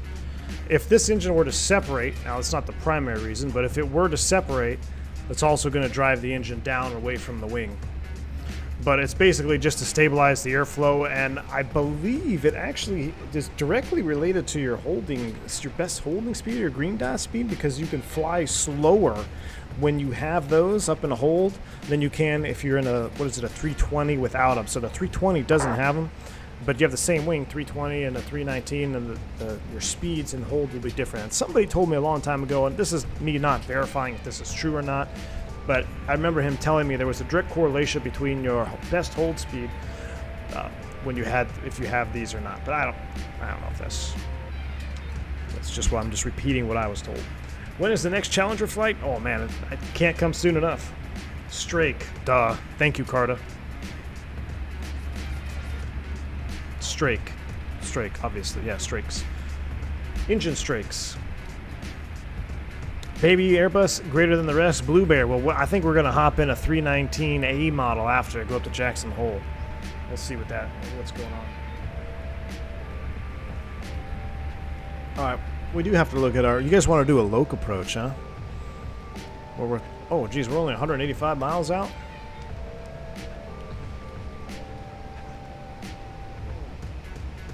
KC Center, so we don't have to deal with him.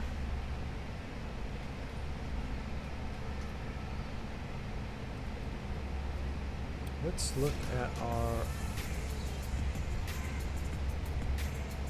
top of descent, still about 80 miles out. That's fine. If we get a bottom out, it's going to depend on our arrival.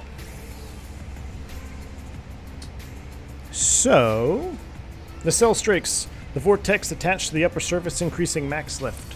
Boom. There you go. Thank you, Gustavo. Gustavo, do you know, am I just spreading false information with that? Like, does it correlate to your green dot speed for hold? Or like, I guess not for holding, but I guess it's the most practical would be holding. But I remember someone telling me something it changes your holding speed, or like that's why we add 20 on a 320. I can't remember. But yeah, it's basically for airflow. Let's do a loc approach. So we're going to do a loc only into Salt Lake. And as far as the airport layout is concerned, ever flown at 400? Yeah, the highest I've been is 450. I used to fly some corporate jets. We go to 45. But as far as my Airbus career, no, 39 is about as high as we go. So I have in the box, I've got 3-4 right. And the active sky says winds are 340 at 11. So yeah, let's plan on that. Let's do flaps full. We'll do flaps full, not flaps 3, pilot 2.0. We'll do flaps full on 3-4 right. What do we have for approaches on 3-4 right?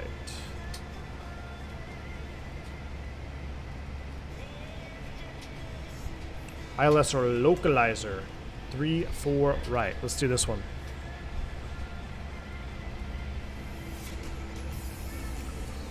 We'll get our LS push buttons on. I'm going to set this one up here. Then after the song ends, we'll do a full brief. So we're going to be doing a localizer only. So that'll change our mins. Let's get our destination data set here. Current environmentals, 340 at 11.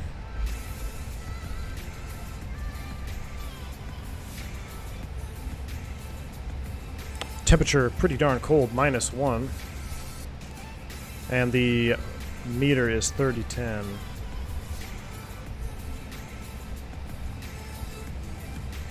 For sure, I don't know. Looks plausible. 320 had a mod with 1 strake per side called LIP. It reduced VREF by 2 to 3 knots. Yeah, so maybe. Yeah, I'll have to dig around, see if that makes sense. But I guess it would be it's plausible. You're right, though. The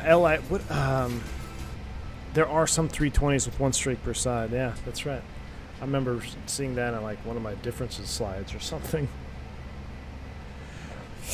Excuse me. All right, so let's go ahead and sign you out. Thank you for that. Appreciate you. So here we go, MDA, looking at this approach. We're going to do the localizer. So we'll simulate the glide slopes out of service or unusable, maybe for a snowbank or something.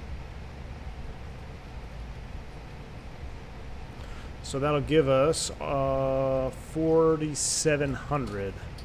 We'll put that in the MDA. 4,700 feet, which should be 478 above the ground. We're going to be pretty cool. Whoa! Booze Recipe and Osame, Sam, did a stream on FS Flying School. I own 2018 version. Do you have any thoughts? Rand cool. Thank you so much for the booze resupply, and it couldn't come at a better time because we are about to be locked in our homes here for at least 2 days, maybe, depending on how bad the ice gets. But thank you so much, Rand cool. I appreciate that. I did a stream on FS Flying School. I own the 28 version. Do you have any thoughts? You know, I've seen some. I think I saw something about that online about the FS Flying School. It looked pretty good, but I, unfortunately, Rand, I don't have any personal experience with that program.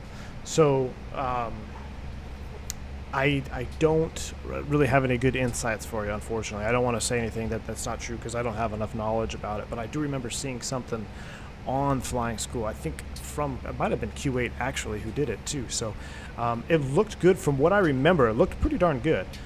But that's all. I don't have any further thoughts on it. I think it's a great idea, to be honest. I think it's a good idea to teach people the right way to do things. And Flight Simulator is such a tool. It can be such a tool, especially for guys that are going to go through training.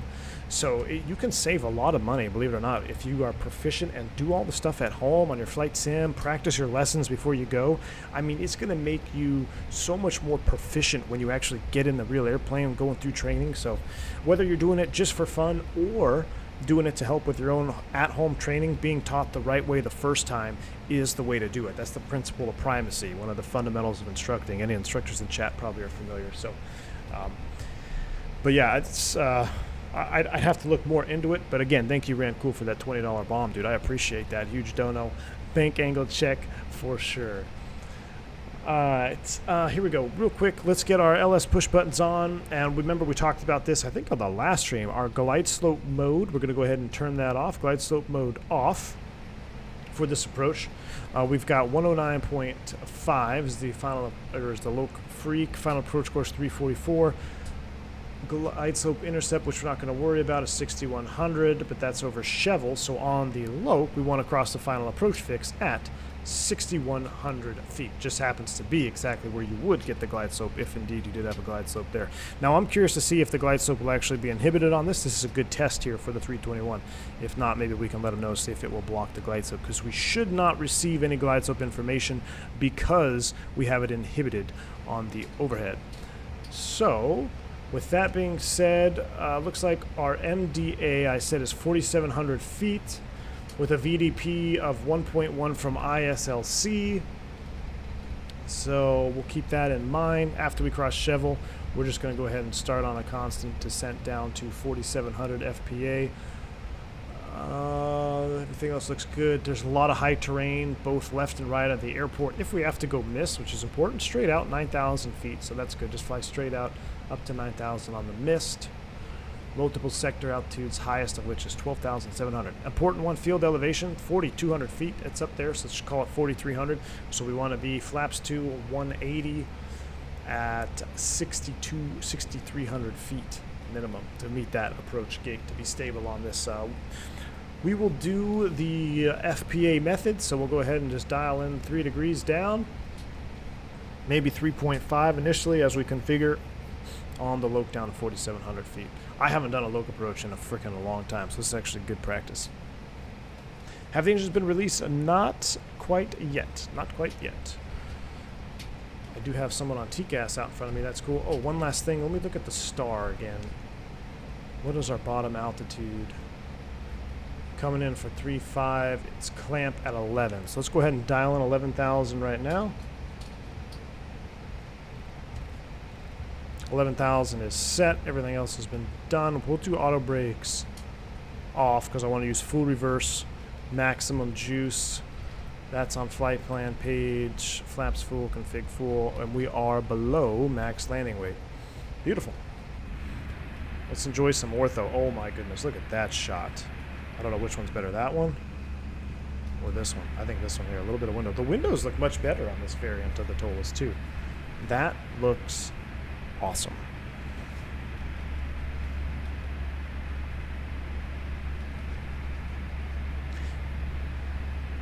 Interesting, Gustav, about Latam with the 320. Interesting. Kevin Thomas, what's up, man? Great stream, thank you. Would you recommend Navigraph? If I'm a complete rookie when it comes to reading those charts, I'm looking to learn how to read charts. Kevin Thomas, if you're going to learn how to read charts, yes, your Navigraph is going to be a huge help because you have all the charts for you. And for as far as learning the charts, I think somebody posted it in the chat before. There's some really good YouTube videos that have dedicated videos on approach charts. I went down the rabbit hole of trying to make one myself, kind of like an abbreviated one for simmers, but it just, there's so much to talk about and there's so much to digest here. It's not hard or tricky necessarily, it's just so much information and you kind of want to piece it together piece by piece. So there's some YouTube videos on there that have, just look at like just YouTube, any, Jeppesen chart dissection or Jeppesen chart reading, and that way you can learn how to read the real charts. And these are real charts. I mean, they're just outdated obviously, but for the most part these are real charts. So if you learn how to do it right the first time, just like we were talking about a few minutes ago, yeah, your Navigraph is going to be worth it for you, especially in the long run if you want to continue to fly with charts or fly online.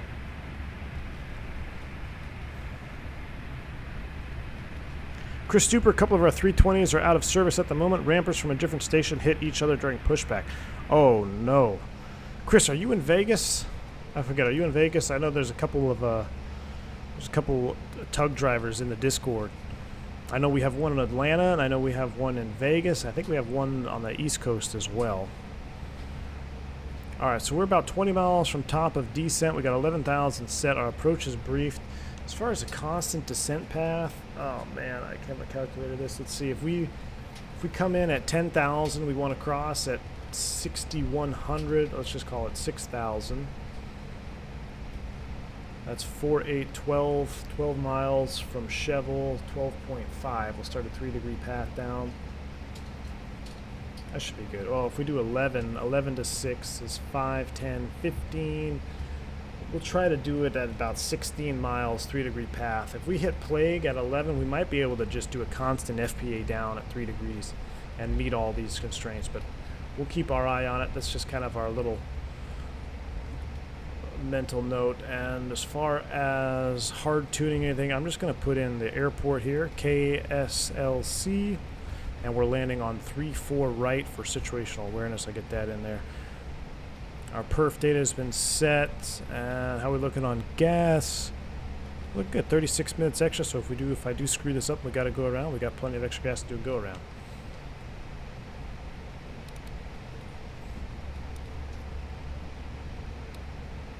Not quite top of descent yet. Man, that looks good. Is there windows now on this airplane?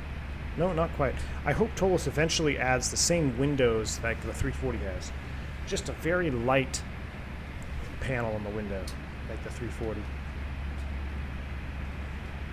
Engines have not been fully released yet. Shaquille O'Neal, what's up, man? Using the sim as a tool during my PPL easily saved me $1,000 to $2,000 during training. Absolutely, Shaquille. Absolutely, man. Being able to use a sim, a home simulator, and use it as a tool. Oh, I'm not gonna say that they weren't around when I went through training, but I don't think. I mean, I used it a little bit. I mean, but they weren't. It wasn't like X-Plane 11. I mean, this was like. What was like? Was it FSX? No, it wasn't FSX. I think like 98 and 2000. What was the one with the Concorde on the front? FS 2000. I think FS 2000 had the Concorde on the front. I used that one quite a bit.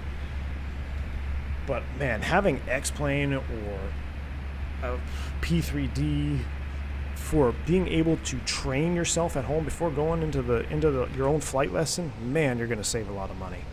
All right, 11,000 is set. Let's go ahead and manage.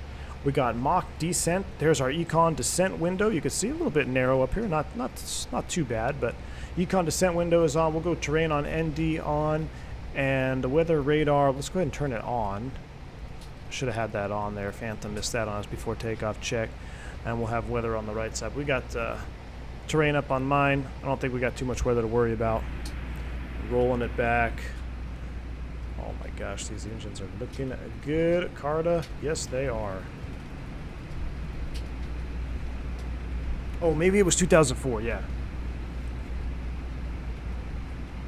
Blue Max says, I'm now realizing how helpful X-Plane has been now that I've started training. Yes, Blue, absolutely.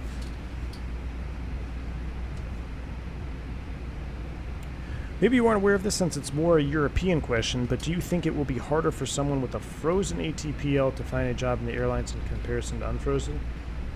Oh man, I don't know. I'm not too familiar with that concept of a frozen ATPL, so unfortunately I don't have a good answer for you. What does the econ button do? Econ is you're talking about up here, econ flow? This is for reducing the flow of air through the packs to save fuel. So below, let's see, 138, 48, and 178, I think. I'm trying to remember my numbers. But below a certain passenger count on the 321, depending on your config, you're going to turn the econ flow on. And remember, the econ flow only works when you have dual bleeds running. So when you got the engines running. If you're just a single pack, or if you're a single pack running, where it's just you're sitting on the ground with APU, it doesn't do anything for you. I believe, right? I know it's that way in the traditional low, medium, high. I'm pretty sure econ flow is the same way.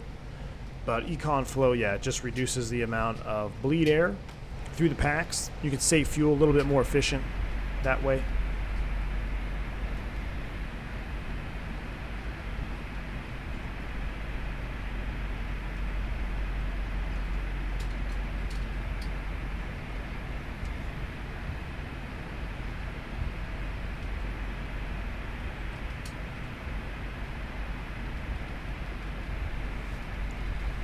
Can we use standby VOR DDRMI for navigation in a hypothetical condition without putting frequencies into McDo? Without? Well, how are you going to be able to tune it then? That's the problem. I mean, you can use it for navigation, yeah, absolutely. That's what it's there for. It might be one. It depends on the config. 168, 138, 48, 68. I think that's right. 2000 had the Concorde, or 4 had the DC-6. Yeah, 2000 then. 2000 was the one with the Concorde on. I remember that one being on the front. I remember 98 was the one at night with like a corporate jet or a CRJ or something. It was just like a solo, or not a solo, but like a, what do they call it? Like a background shot. There wasn't any real airplane there. It was kind of like a shadow in the dark with the lights. It would look really cool. And then 2000 was the Concorde. The DC-6, I think I didn't play the one with the DC-6 on it, or the prop on it, very much. And then FSX came out around after that, right? What are your feelings on graduates from ATP flight school? I'm considering going there. They seem to get a bad rap. Nick Grana, look, man, any school is going to have this. A lot of guys are going to, I shouldn't say that. There are definitely some reputations from different schools, but at the end of the day, it's all about you. Like, are you a proficient pilot? Are you good at what you do? Are you able to operate the aircraft safely and efficiently? Then it doesn't matter what reputation your school has. I know there's a lot of, we talk a lot about riddle rats, guys coming out of riddle, or ATP is like a, what are some of the terms, like farm, like what are the, like pilot farms or something like that. Now, while that is true, at the same time, it is the most cost-effective way to get your ratings and get done. So as long as you are holding yourself capable of what you need to be holding yourself capable of, whether it's making sure you are proficient in the airplane, making sure you ask questions when you don't know something, and not acting like an arrogant person, that's all that matters. If I was going through flight training right now, ATP honestly is a very viable option. It's expensive, but if you want a fast track to get all your ratings out of the way, that's the way to do it, in my opinion. Either ATP program or some type of other flight school program that has a direct lineup with maybe a direct interview, like United Aviate. I mean, if you get in the United Aviate program, you essentially go straight to United, right, after training. So those programs are the way to go if you can afford it and you have the time for it. That they're not viable options for everybody. If you don't have that, then just going to your local flight school and getting your ratings done at your own time, at your own cost, that's the way to do it there. But everyone is different. Everyone has a different situation, whether it's financial or time or other obligations.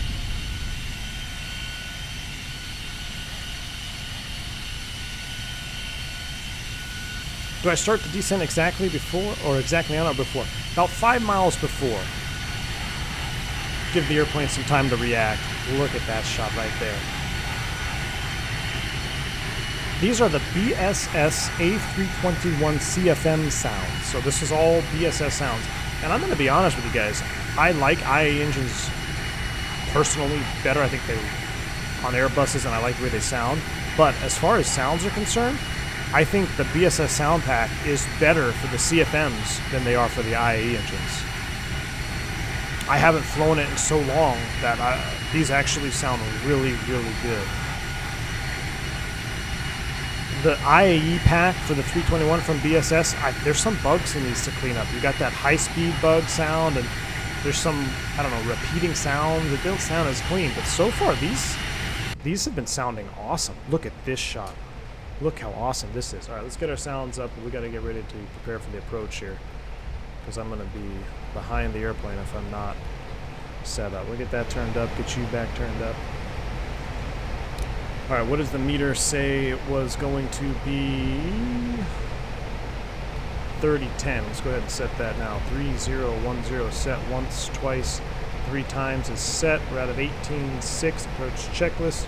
Briefing complete. Approach stable by 4,300 feet. ECAM status check, seatbelts on. The minimums, we got 4,700 feet set. Engine and ISO 1 and 2, it is off. Altimeters 3010 set. Approach checklist is complete out of 18,000 feet. Check. Wow, that looks incredible. Cam, what's up, man? Hello, Captain. Hope all is well. I love the Delta 321. Too bad they chose CFMs, though. Their first Neo is on the way. Yes, indeed it is. Yes, indeed.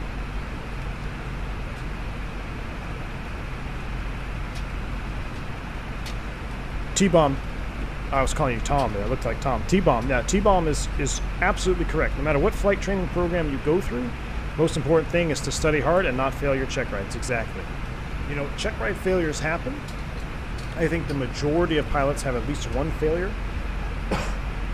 But try your best not to have a failure. You know, you really want to study hard, get done what you need to get done, and get your ratings and get a seniority number wherever it may be, whether a regional or another airline. I don't have any failures on my record, but I know a lot of guys that do. I'm not trying to like toot my own horn or whatever. I know a lot of guys that don't have any failures too, but what I'm saying is if you bust one, like, it's not the end of the world, but you never want to accept that. You never want to be okay with that. If you do have a failure, learn from it. Use it as a learning experience and use it as an interview question, because you'll probably be asked about it. Be like, okay, so you failed this check ride. Why did you fail it? And use it as a moment to explain during your interview what you learned from it and how it made you a better pilot. And you're good to go. When are these releasing? It should be soon. TM. Remember, I started the stream about 2 hours early on accident, so just waiting for Carda to finish up.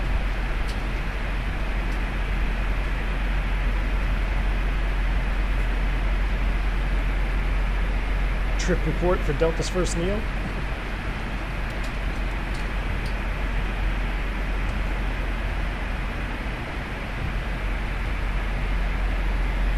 Scott, you got a friend going for his first solo today? That's awesome.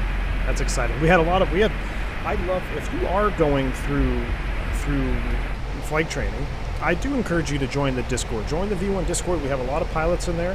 We have some instructors in there. We've got some airline guys in there. We've got some glider guys in there. So join the Discord. Join the Discord. Oh my goodness, join the Discord. And I love being kept up with your progress. I know just recently, Boris, the guy who makes the sounds for the fly-by-wire team, he just did his first solo a few days ago, so that was awesome. And there was a couple other guys.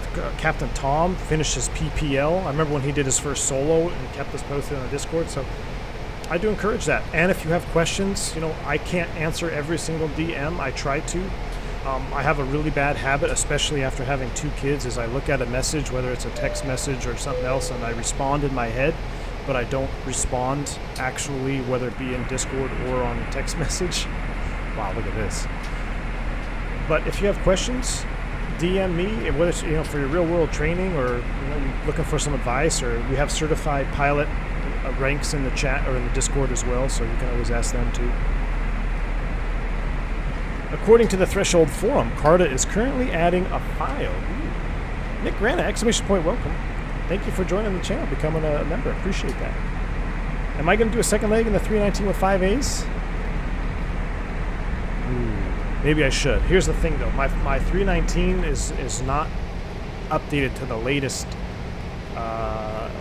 update, but we'll do it anyway. If you guys want to see it, we'll hop into 319. That way we can showcase the Dash 5As. It'll be a short flight up to Jackson Hole. I think we'll do a second leg. Do you guys want to see a second leg? Alright, we already flew the decel point, so we're activated and confirmed. We're already need to let the flight attendants know, so we're through 10.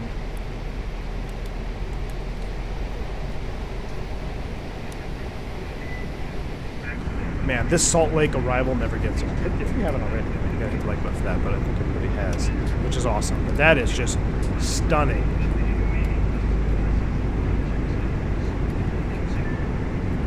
I know pilots with failures who are captains at major 121 airlines, and pilots with no failures who couldn't get a job. The difference was professionalism and commitment to excellence. Couldn't be said better, T-Bomb. That is 100% correct. And Sahil says, well, if you have 3 or 4 hills, exactly what Ari said. How do you explain it? What did you learn from it?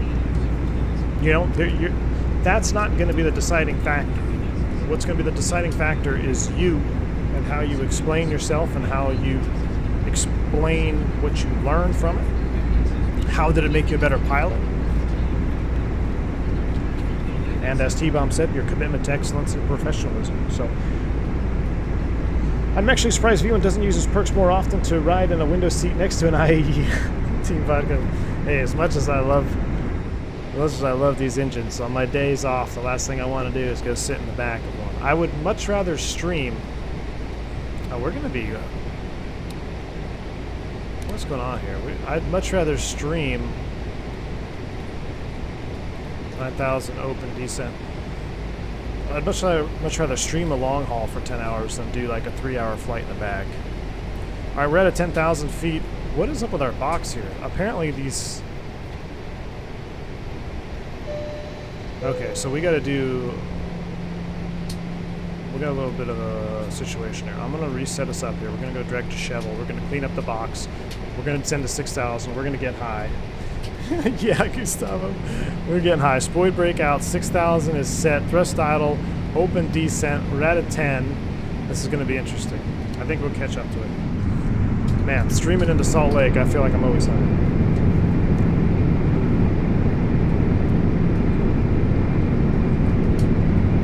Key 6 vented over the Discord, man.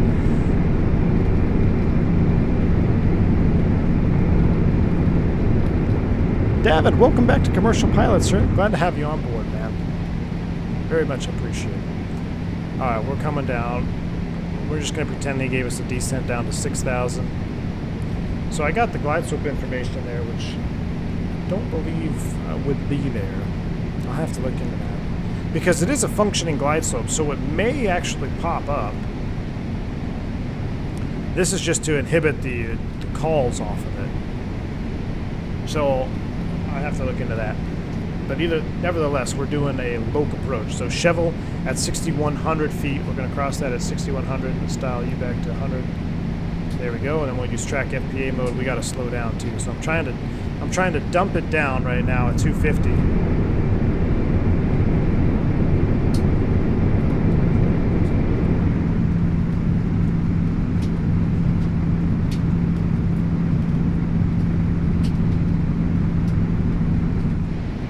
Have to see how these Carda engines do. Well, look at that, 2,500 feet per minute.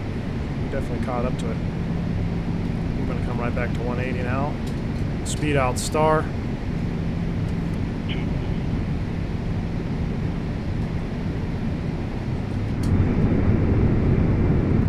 This is like Southwest coming in here. Do I have the detents on the Bravo? No, I do not have. I don't. As far as I'm aware, there are no detent mods for the thrust levers. There are flap lever mods, which I have, but it doesn't fit. VFE next. Minus 10 flaps 1. Alright, let's go take off and landing cam. Get my water bottle out of the way.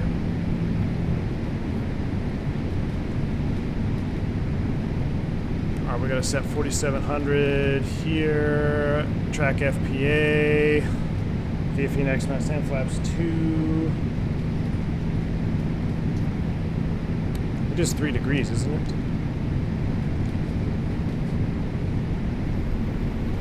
Yeah.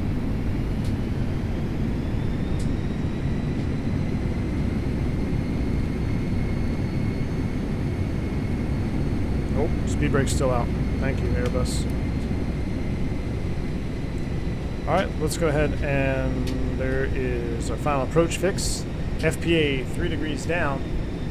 We're simulating we're clear to land. Should probably make some calls. Salt Lake traffic, Delta 357. We're on a short final for 3-4 right, Salt Lake. FPA 3.5.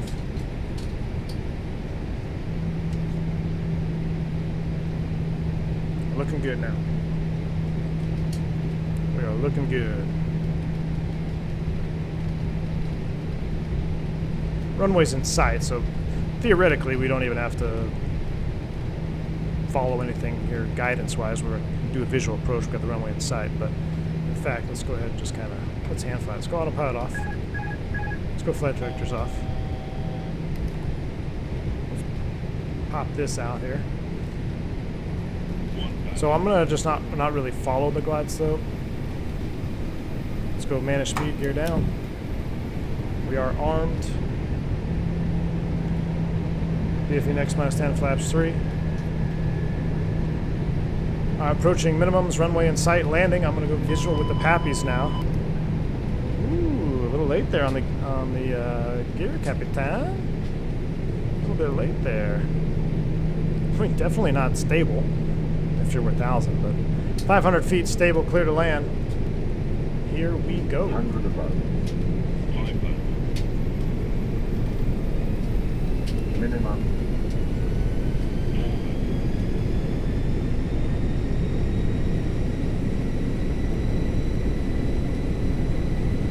Alright, gears down, most important thing. We're on the slope.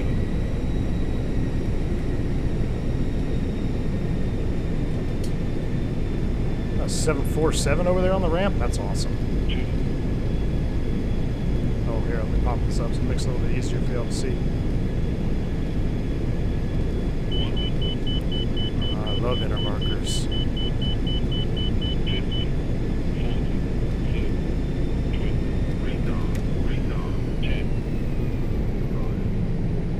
Ooh, we chunked that one.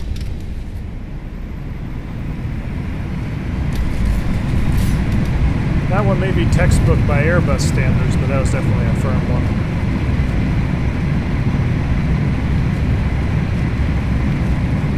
Manual brake.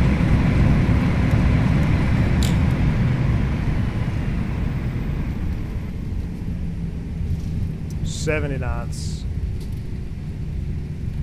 Man, that came up way quicker. Like, my brain is still back on the descent talking about check ride failures.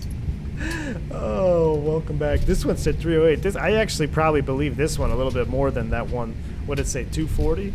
That felt firm for sure.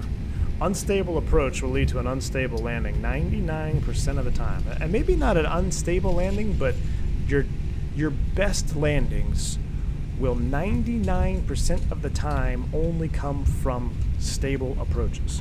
Every now and then you can have a really wonky approach and save it at the end, but the majority of the time, if you're unstable coming down that final, I don't care if you're flying a 172 or a 747, chances are it's probably not going to be your last landing.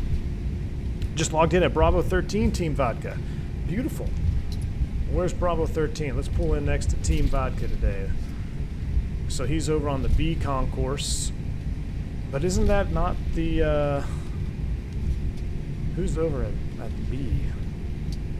Salt Lake City, Delta 255 on final 7 miles out, runway 34 left. Let's clean it up here. We'll leave the taxi light on, turn the wing off, strobes off. That's the remote, isn't it? I don't want to go to the remote stand.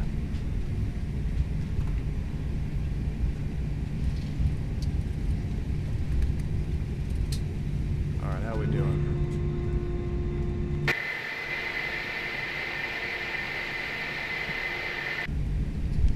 We'll pull up the gates here.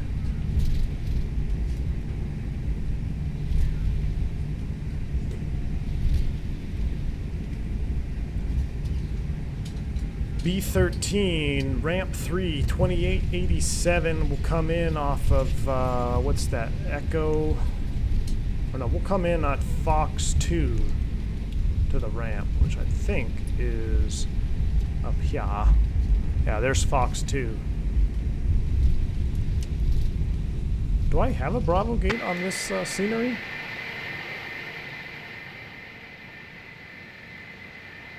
I feel like I'm missing a terminal building here. Since that's the case, we're going to go ahead and just turn left here.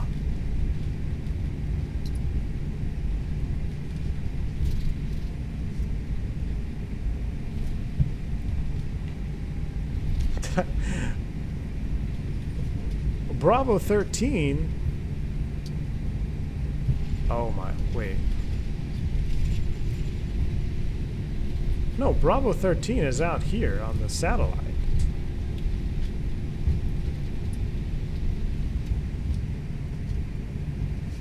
Right?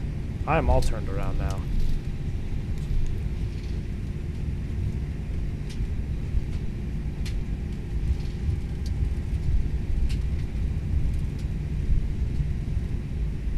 Yeah, B Concourse West.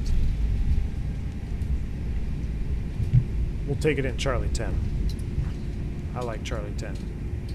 It's a good gate.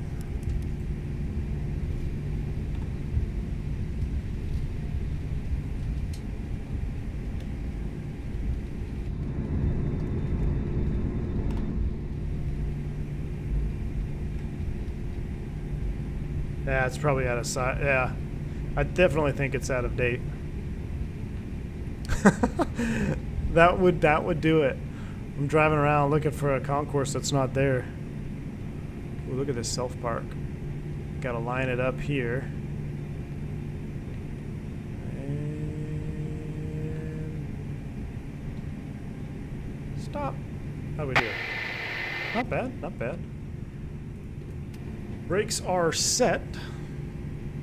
Man, it's hot out there. Let's go ahead and pull up the ISCS. Let's go hook up ground power. They're probably going to chalk it. So chalk signal received. Roger, I'll give him the sign out front. Engine 2. Seatbelts. Engine 1. Ladies and gentlemen, welcome to Salt Lake City.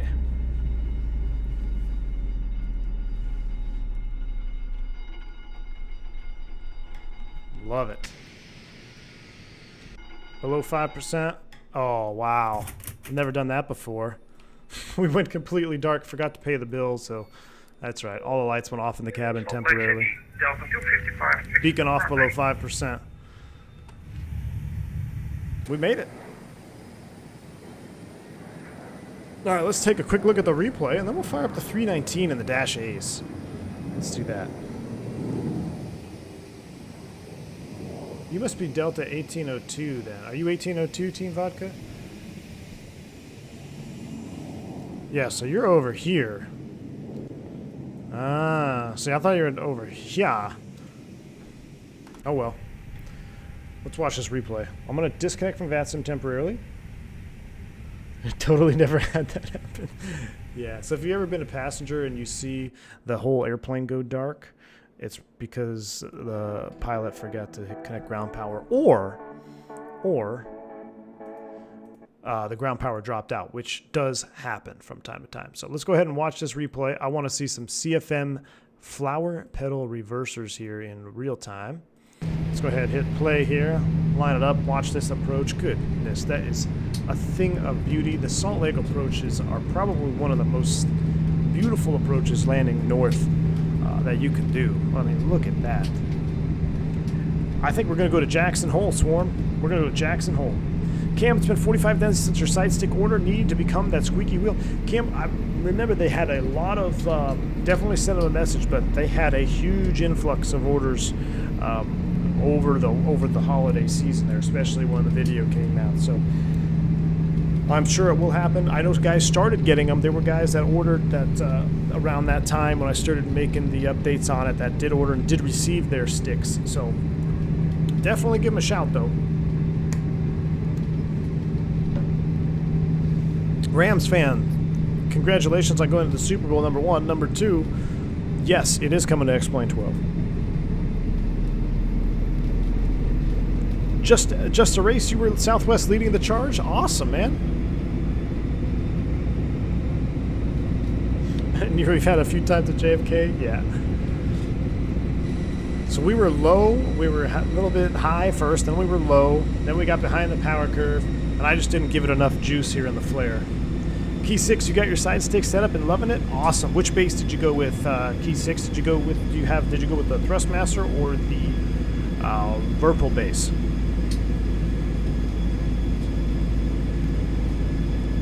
Alright, here we go. Let's watch these reversers open up here. I am never going to be able to fly with default engines on any of my airplanes again. I mean, these engines, I'm so spoiled. Boom.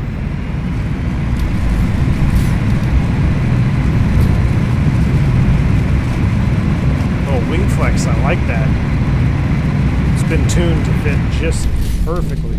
All right, let's see what we did over the numbers. Okay, we're going to have to turn that volume way down. We're going to turn the outside volume out here. Hold on. And then we'll watch a slow-mo of the reversers.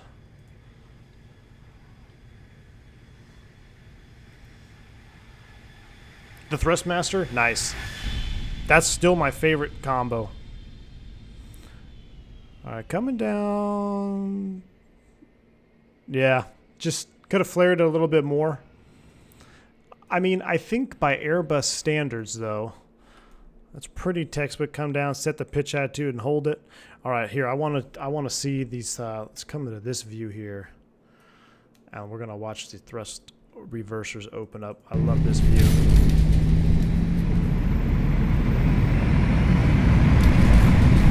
Oh, I screwed it up.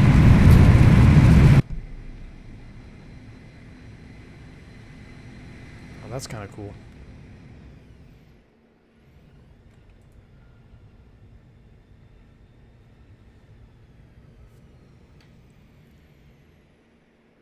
Yeah, we just plopped her down. A little off center line too.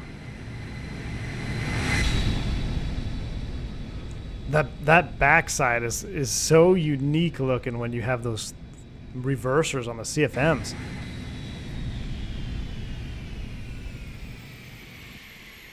Absolutely love it. All right, we're gonna fly the Dash A's next.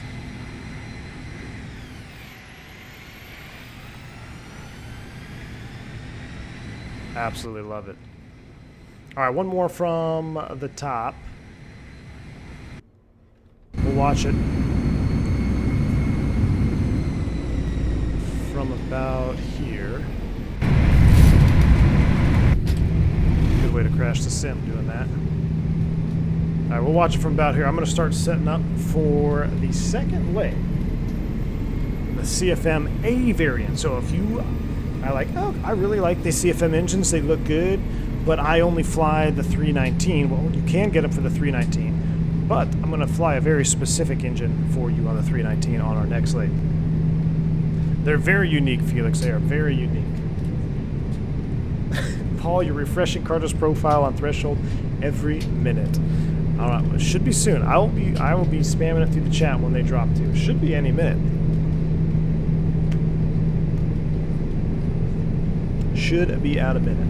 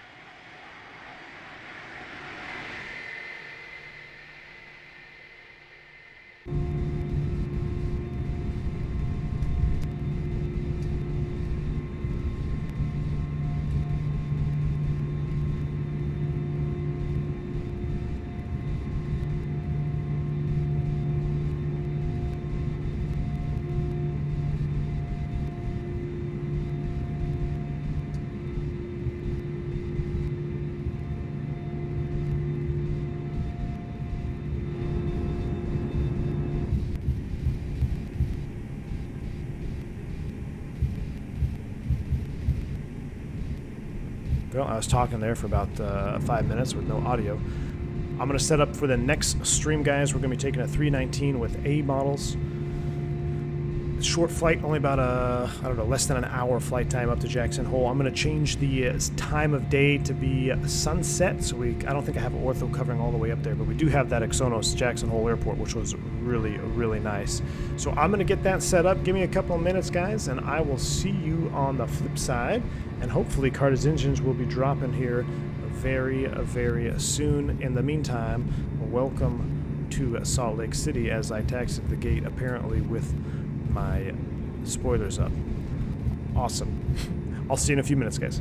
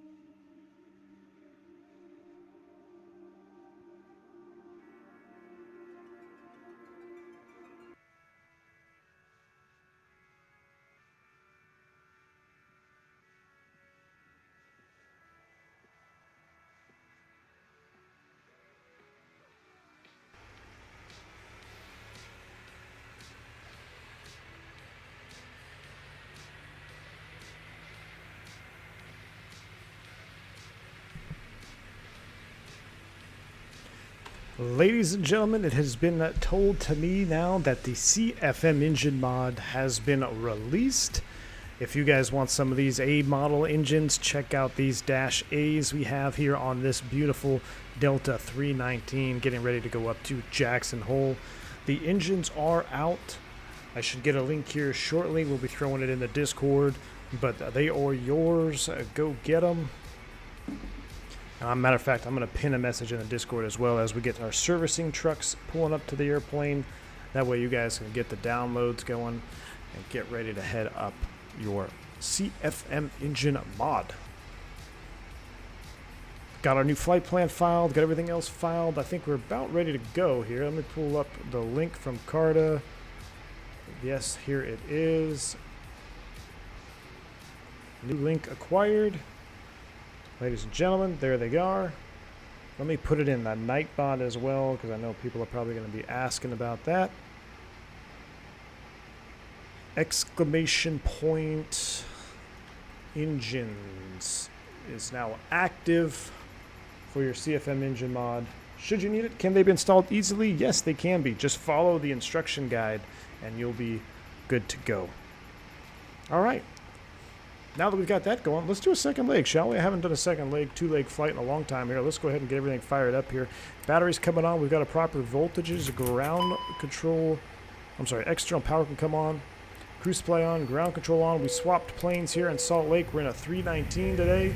We got a crew swap, so we got to get the airplane reset up here. Got to get our flows done. On, auto, off. Fuel tank pumps off.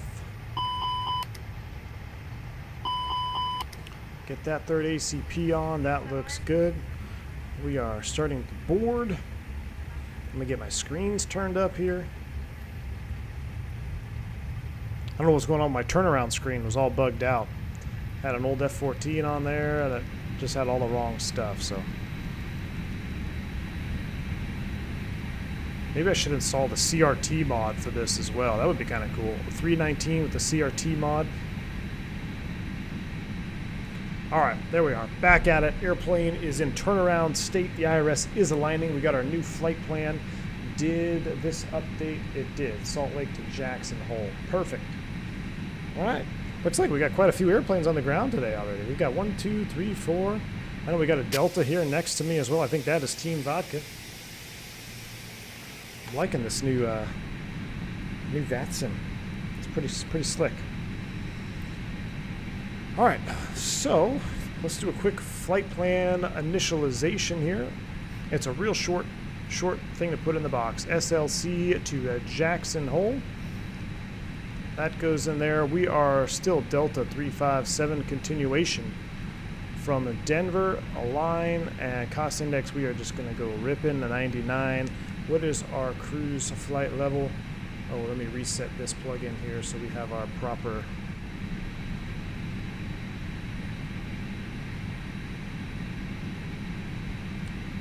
PDF. We'll close the Avi tab, start it.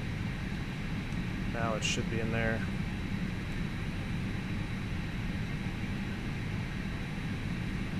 Salt Lake City, Jackson Hole.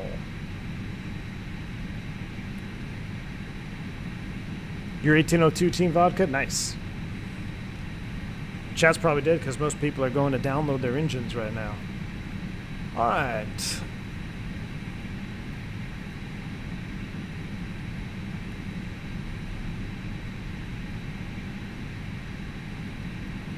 Top altitude 330? Man, that seems so high for this short flight. Alright, let's set 330 in there. Minus 48. Let's come down here. Let's program the rest of this. So let's go negative 48 here. Oh, I should probably turn my radios on as well. Get the radio back on. Radio stack on. 48, triple pause. Pretty low. It's 28.5. That is set. All right, here we go. Loading this up here. Salt Lake City.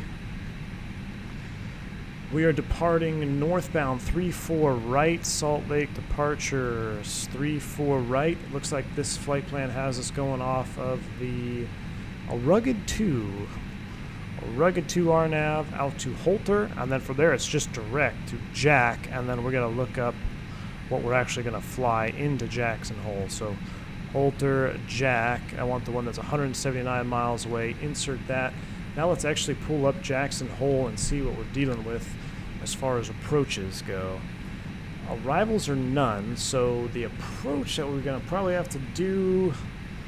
What's active sky weather? Let me try a new refresh here. That's one thing I did not refresh.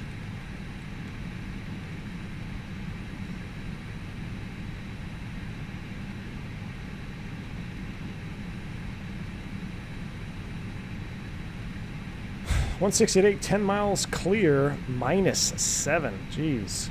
All right, so if it's 160 at 8. Berto, what's up, man? Gustavo 2533 file 330 departing 7 minutes from now. Perfect, Gustavo. We'll see you en route, man. I'm gonna quick turn this thing. So let's set up for the RNP. Can we do an RNP 19? What do they got? I think they have some cool ones. That one's way out there, though. What approach are you doing, Gustavo? I'm trying to think. If we're landing 19s, RNAV, RNP, X-ray. Ooh, yeah, let's do the X-ray from Kiki, because we're coming from the southwest. That's what I'm going to do. We're going to do the RNAV X-ray 19 off of Kiki. That'll be a fun one. Approach via Kiki, insert. Perfect. All right, that is set for now. We got to wait for the alignment to finish. Let's go ahead and finish everything else. We need fuel. We are looking at a short flight with the required fuel of gate fuel 7.6, min dispatch 10,000. So let's go ahead and set that up here. We'll take a little bit of extra for traffic. Let's just take an extra 1,000. Single runway ops. Take an extra 1,000 pounds. As far as the load setting, everyone's getting CFM engines, so we're going to fill it up. Forward cargo 24, 2,000, 3,000. Perfect. Apply these load settings. We've got 127.3 with a 28.1 CG. So a NIT B here, 127.3 and 28.1 on the CG is set. Block fuel is 11,000. That is set. Gives us a little extra gas.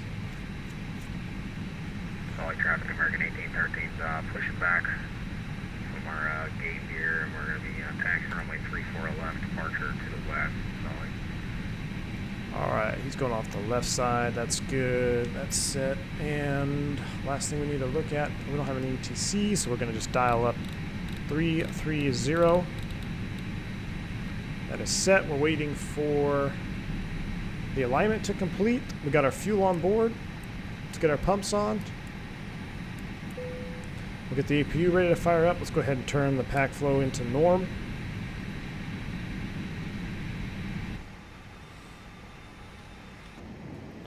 I love these Dash A's though.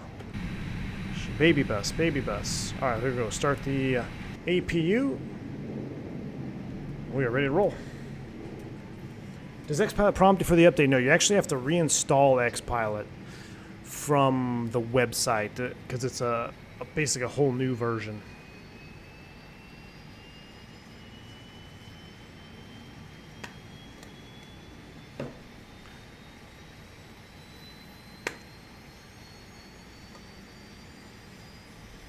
You're doing the ILS Zulu via Moses Vodka? Cool deal.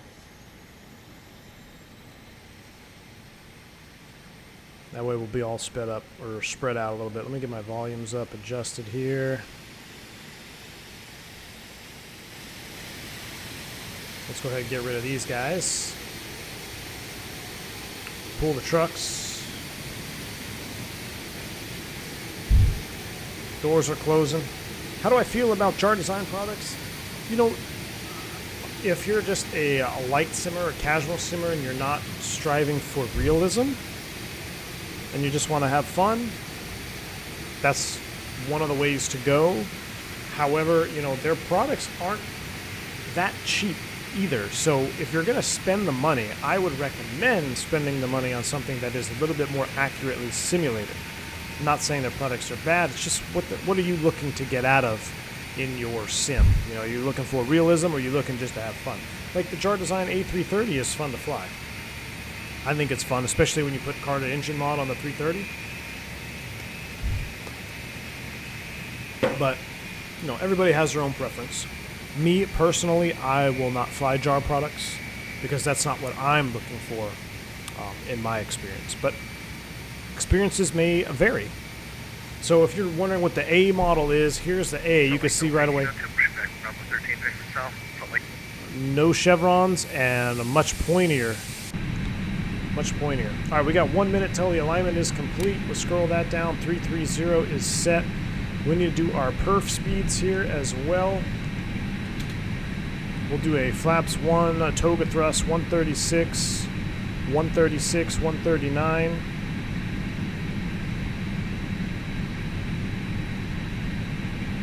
Flaps 1, no flex, no THS. We got everything else we need. Beautiful.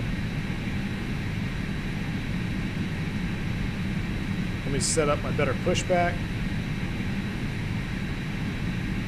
Ground to cockpit. Please show me where you want to go.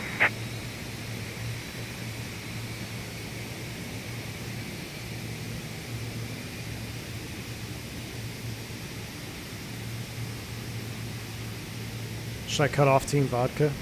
Maybe I should cut off Team Vodka. I'm just gonna go straight back. Nah, we'll wait. We'll wait. That's where I want to go. Ground to cockpit. Tow is driving up.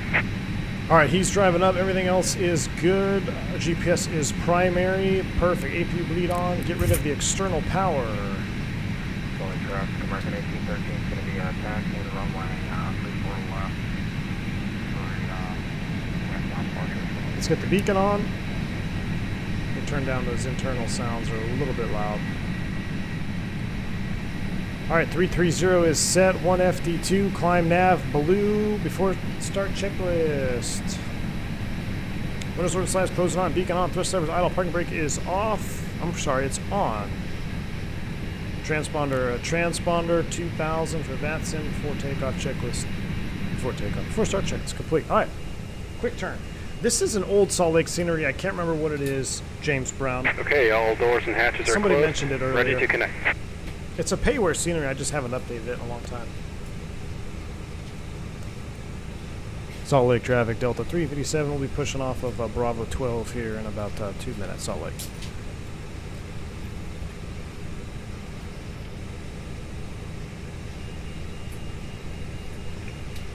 Let me see if I can find what Salt Lake scenery it is, James. Give me 1 second here. I'm going to pull it up. It is...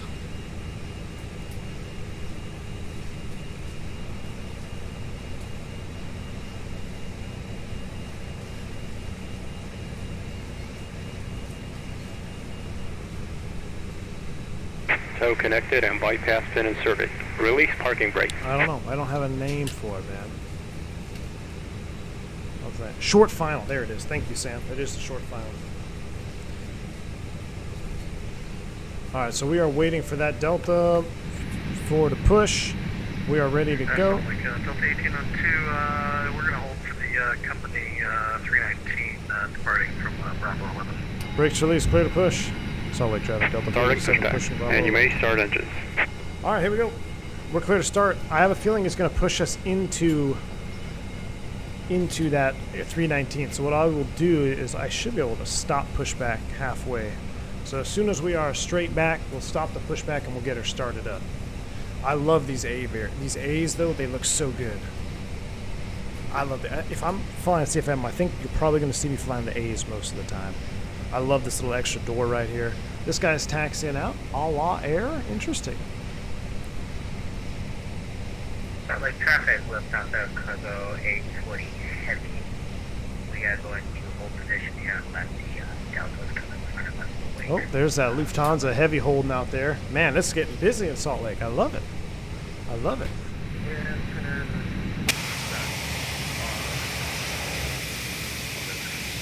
All right, since we got a lot of traffic in the alley, we're going to go ahead and start engine 1. And we'll go ahead Stop pushback now. Starting engine 1.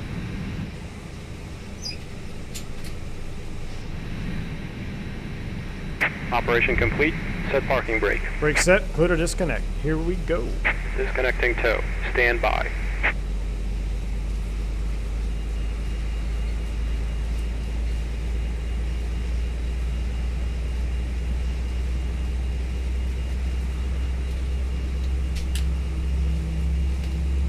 Holy crap, look at the traffic out of nowhere.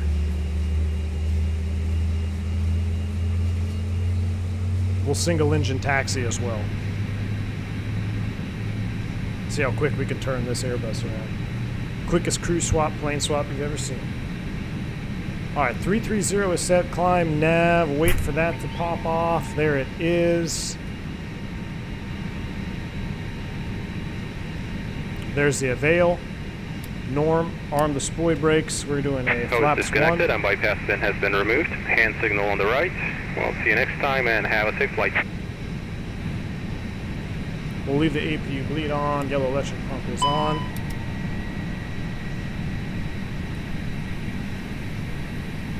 After start checklist engine anti-ice off. Yellow electric pump is on. Rudder trim 0. After start checklist is complete. Waiting for my pin.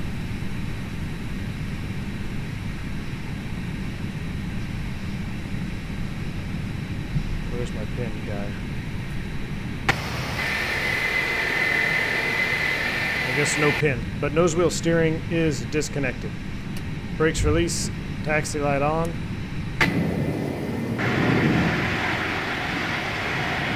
Let's go.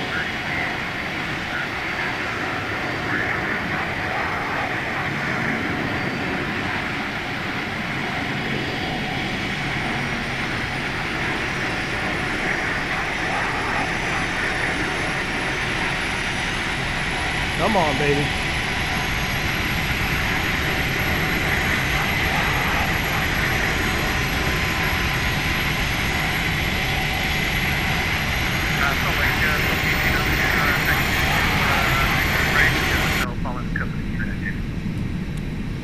Gonna jet blast everybody. Turning into that operating engine.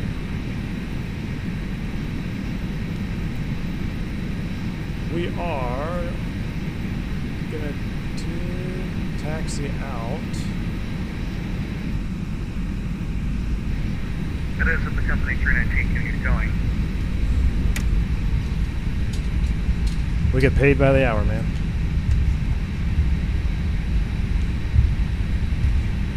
Alright. Salt Lake City. Oops. DLC. I didn't mean to do that. That's not the airport we're going to.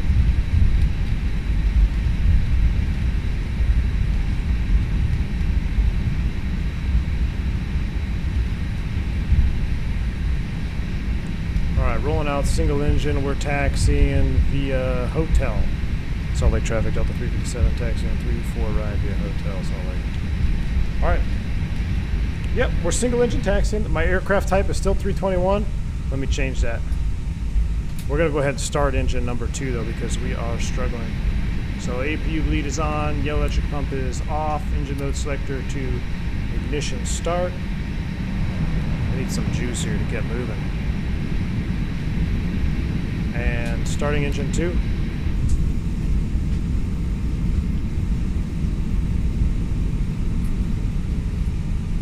DLC is a world add-on. Really? Man, this the ground friction maybe with one engine does not seem all that accurate. Traffic, How heavy are we? 138? We should be rolling.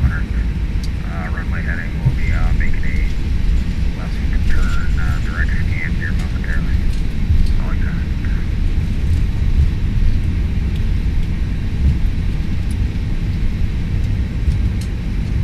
Should have fixed it, Carda. Should pop up now.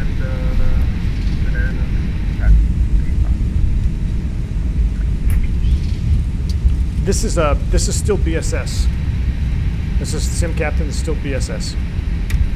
All right, looks like we got a good engine start number 2. Normal flaps are set. APU bleed. Engine master off. Do after start check. Ascend engine is off. The electric pumps off. Rotation 0. After start check is complete. Flight controls. Here we go. Full up. Full down. Neutral. Full left. Full right. Neutral. Rudder. Semi full left. Semi full right. Neutral. Auto brakes max. Takeoff config is checked. Forward call. There's that German air cargo. That ground roll sound is really loud though. Let me try to turn that down a little bit. Hello, traffic, Lufthansa Carda 40 heavy, last up right. Yeah, Gustavo, it's not very good. I think that's exactly what it is. Not as awful as FS2020. He's rolling. I wonder if he has the...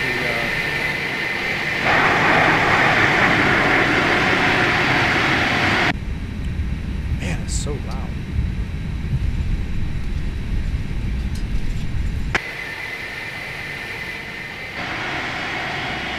Look at all the traffic. We got out just in time. There he goes. We got what is that? A thin air? Must be a conflict. Couple deltas. American 1813 is turning direct scan, climbing to So was American. 9,600. Sunlight traffic. Look at that 7.4 though. This is giving me the itch to fly that 7.4 Classic.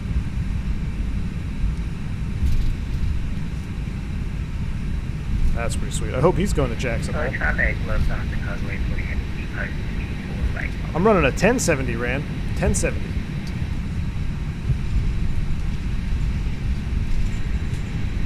Alright. We'll hold short here. 3-4 right. I'll set the brake after the airplane is stopped.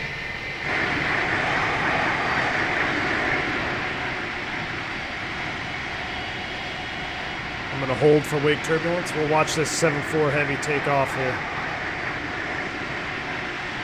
I have the IE and the CFM BSS, but it doesn't sound the same. Maybe the IEs are overriding the CFMs. The Sim Captain, so I don't remember how it works on the 319, but on the 321, you need to have the base pack before you add the IEs. Now for the 319, I believe you have to get the CFM first, and then you can add IEs on. Just make sure your install is correct. You might have some conflict there. Rotate. Oh, look at that nice smooth liftoff. He looks really heavy. Is he going to clear the trees? Is he going to clear the trees? It just probably looks closer than it is. What a cool shot. That was cool. Salt Lake traffic, Delta 357 hold. We're going to line up on 3-4 right. Salt Lake. Alright, line it up and wait, guys. Turn it all on except the landing lights. Delta 1802, following company traffic, holding short for Jim. Final looks clear. Traffic, American 1813 is climbing to 13,000 on the arch. Oh yeah, that's probably exactly what happened. Like what Carter said. Yeah, if you installed multiple engine mods, yeah, the sounds won't mix. So if you have the multiple engine mods on the same airplane, then you have to have a specific sound set for each engine. It won't mix unless you have FT-Sim though, right? I think FT-Sim does switch. That's what we were saying earlier.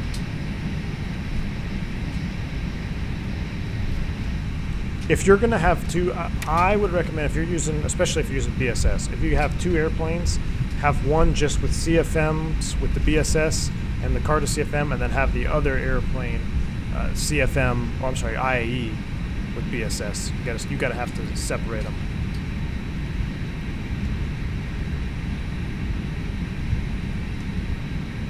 All right, 3-4 right, and I think that's about good enough. So let's go ahead and depart. Salt Lake traffic, Delta 357 departing 3-4 right out to the north, Salt Lake. All right, here we go. Let's see which engine. We did that one. Let's see all the traffic. Here we go. Nose forward on the stick. Oop, takeoff and landing cam. Delta 1802 lining up, departing traffic, 3-4 right, Salt Lake. we go.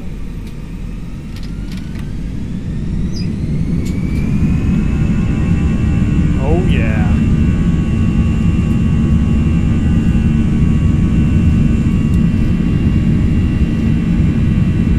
Mantoga SRS nav. SRS runway auto thrust maneuver. Wow, we're through 80 knots, 100 knots check. That came up quick. V1. Rotate.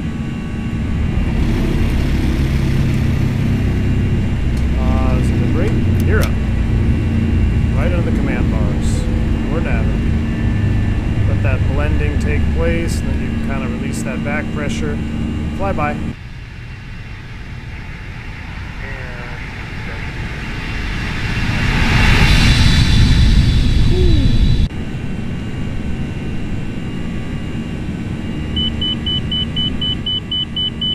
Stop it. Solid traffic. Oscar 1 point taxi hotel 234 right.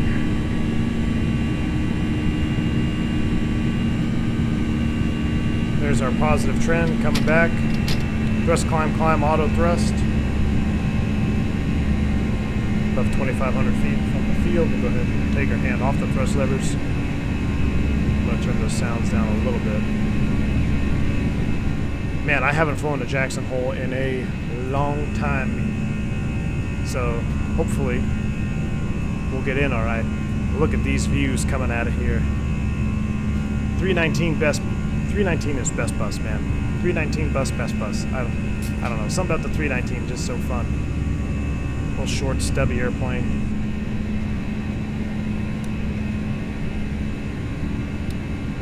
All right, let's do a direct to cloud. Oh, we got to be above 11,000 for Bubby. Why don't we do this? Let's go direct Bubby. Insert. I'm going to change my new climb to a 270. New cruise. Oh. 270. Let's get on the flight directors here.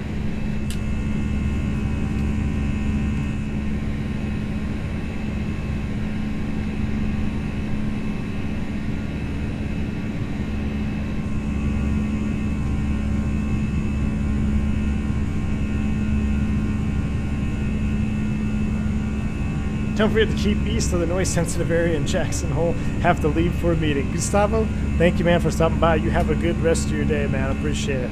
I will keep east of it for sure. Have a good one, man. Take it easy. S-speed is flap 0. A little bit of forward pressure there on the stick, just like in real life, man. You go flap 0, the airplane wants to pitch up just a tad. I literally just put my thumb on the side stick there, give it a couple presses, and we're out of there. We're just going to keep hand flying it for now. Berto, thank you for the $5 super chat, man. Appreciate it. Hope you're doing well. Flyby sounds great. I totally agree, man. These flyby sounds freaking sweet, huh? Loud. I have to turn my audio down. Alright, we got to pass at or above 11, so I'm going to just go ahead and pull speed here for a second. Do 240 on the climb out. I think we're going to be fine, but I'm going to go ahead and turn those external sounds down to like 15. Alright, there we go. We can go back and manage the speed now. Sometimes I'll do that and I'll go ahead and select speed just to increase that rate of climb a little bit.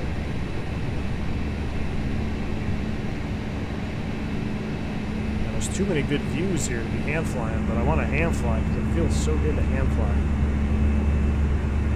Look at that. Did I see the British Airways Airbus almost having a serious accident? Yes, I did, man. That was a wild... Oh, no. Brake system 2 fault.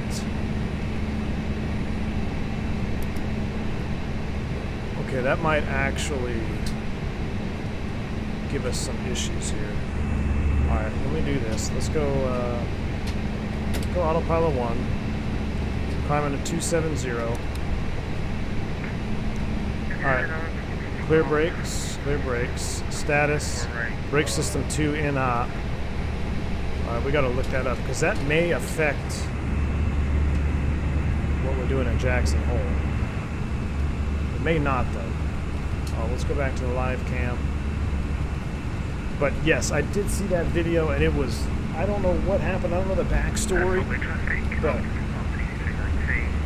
I do know that that airplane is probably going to be in maintenance for a little bit until they clear that tail strike. I'd like to see, I wonder if there's any pictures of the actual, if there's actual pictures of the tail, like how bad it was. I know there was a tail strike recently here in the U.S. with JetBlue where they had really, I mean, you can see the damage on the empennage. It's crumpled.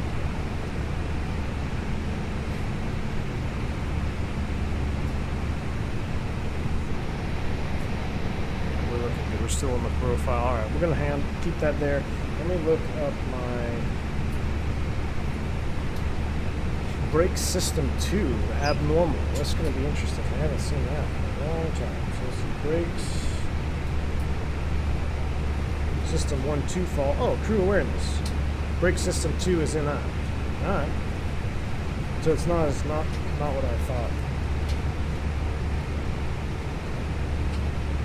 Alright. So we just have a failure of one of the BSCU channels. So one of the brake channels has failed.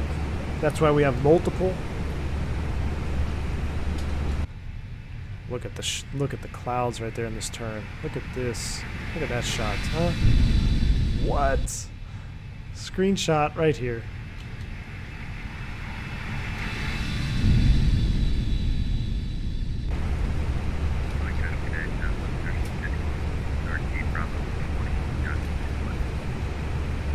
Looking forward to get that stick myself, and I will get a fresh install of the 1921 to fix the sound pack issue. There you go, Sim Captain. That's what you got to do. Yeah, if you have the, you can't combine them with the Carda mods and the BSS packs.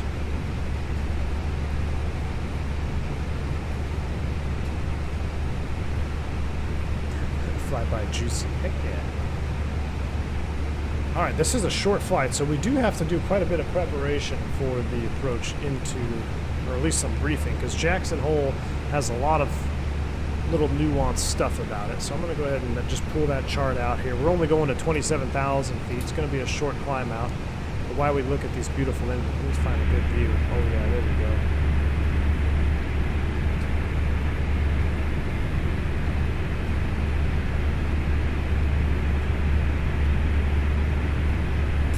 Juicy turn, I agree, man. I took a screenshot of that turn. All right, so here's Jackson Hole, 6,300 feet available, landing 19. Cold temperature, restricted airport. What are the temps up there right now?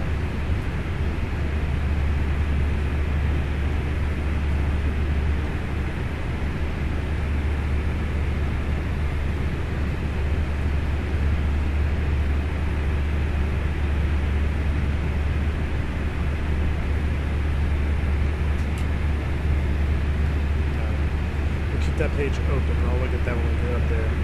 As far as the approach, we're doing the RNP X-Ray 19er. This should keep us clear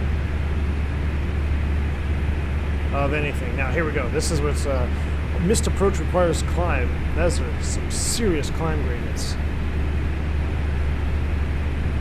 Hopefully we don't have to do that.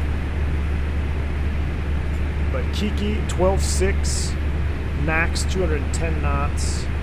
Now there should be another. I'm looking for a page that has. Oh, maybe it's under reference overview. Mike's basement. After yes, so you want to make sure you update your airplane first and then install the mods. Exactly. SimCam, can you do a video how to install the mods? I've done it before. I will see if I can do an updated one. But I already have a video on my YouTube channel, and it's actually for the 319, I believe. If you just follow the procedures, but follow the manual with the coordinates and everything, and it's not hard. You just really have to pay attention to detail. Noise-sensitive areas, avoid overflight of Grand Teton National Park. So Grand Teton's over here. Here's the Teton National Park. You can see how it's kind of shown there by the dots, so we got to worry about that. Other than that, I think we'll be alright. Let's enjoy some scenery before we get up there, though. So we need to set standard. Standard set, climb into 270. Smooth ride. We'll go ahead and turn the seatbelt sign off. Turn the sound down a little bit. Go outside.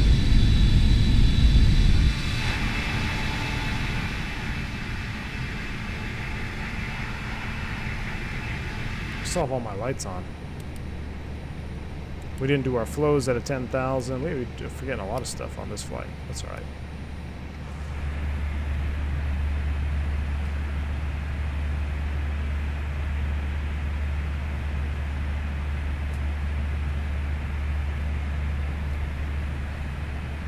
One note of caution, when you're doing the mod, when you're installing this mod, guys, make sure that you are following the manual to the letter. The manual works 100%, so if it doesn't come out right, you mess something up. So before asking on the Discord or the forum, whatever, make sure that you recheck the manual, because the manual is correct. If you do it step by step in the manual, you will not have any problems. It's when you miss a step that problems happen.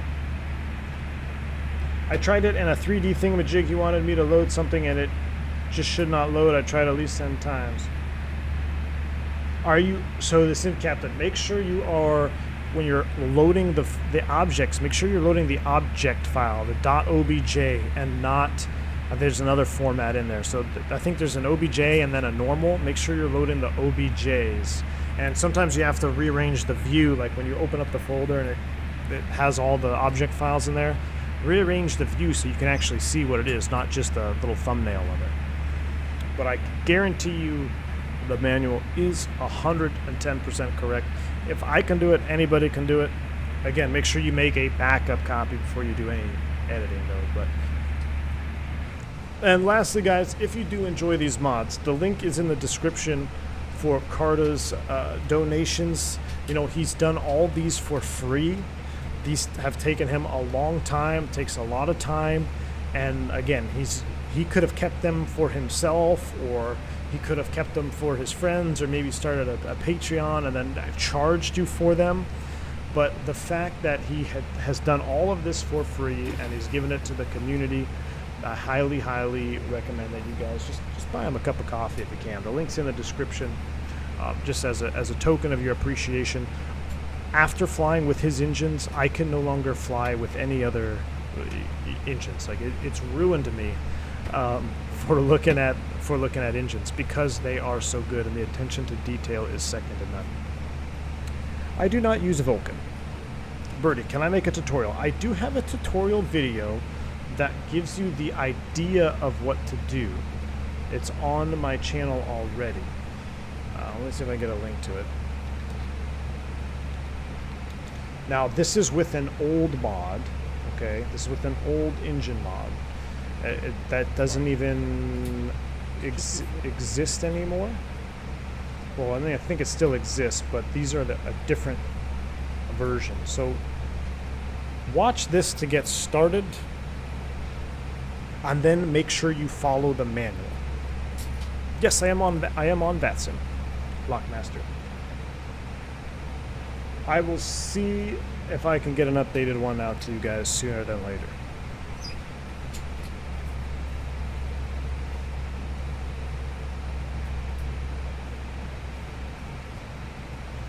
Do I recommend getting the CFM for the 319 or the IE for the 321 sound packs of your choice?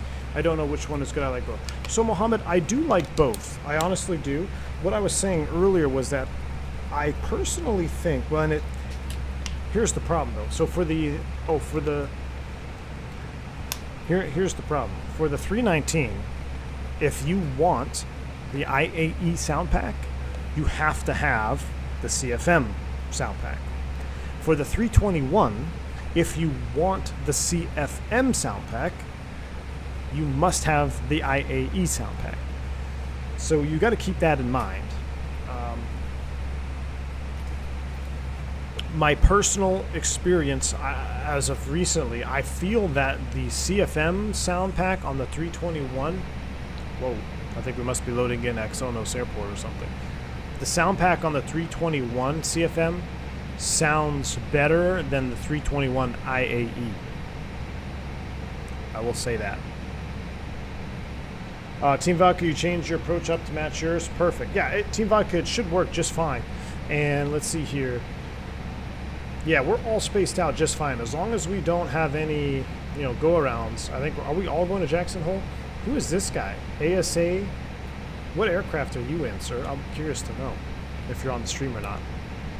Jonathan L., what's up, man? Does my company use the pivot case? If so, how do you like it? Pivot case. What is pivot case? I don't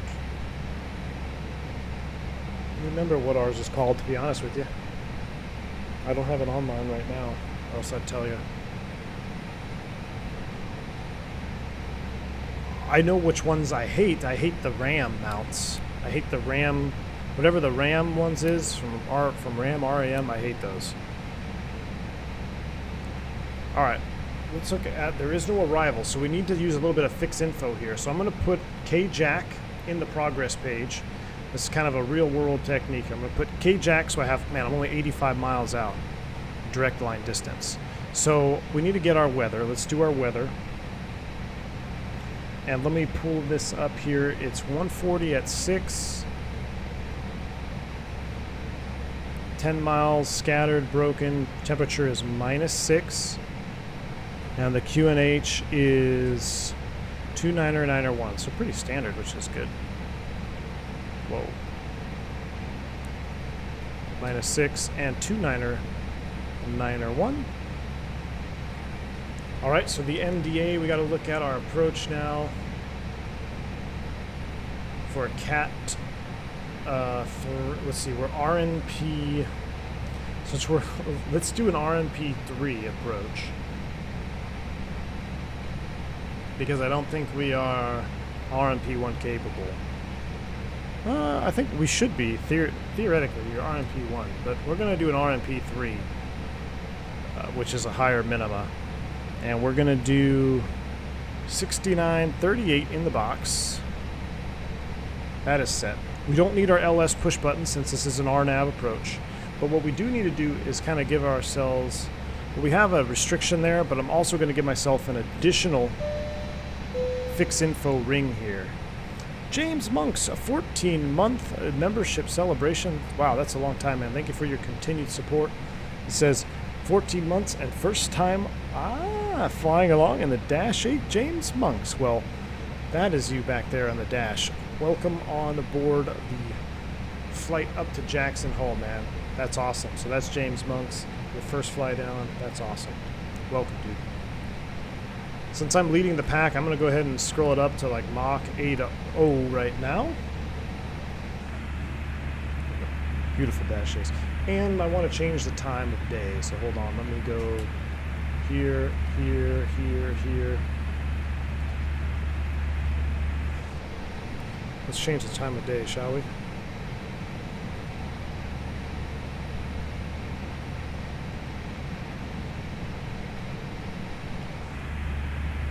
Yes. If I use X Enviro, will the surface wind will it cap the surface wind at 5 knots? Oh, do I need to put 5 knots into the bus? If it only caps it at 5, then I would put 5 in the box, Mike's Basement. That's what I would put in the box, is 5. How do I get the blue ring for descent? I don't have to. Oh, that's what I was gonna say, but then I got distracted there. So I did an additional fix info page. So this is a huge situational awareness thing. What I'm also going to do here is I'm going to do a beam point. If I press it again, it'll create a waypoint. Insert. Oh, I'm in heading mode, so I got to pull this. Oh, this is an old version too. This isn't the most updated version.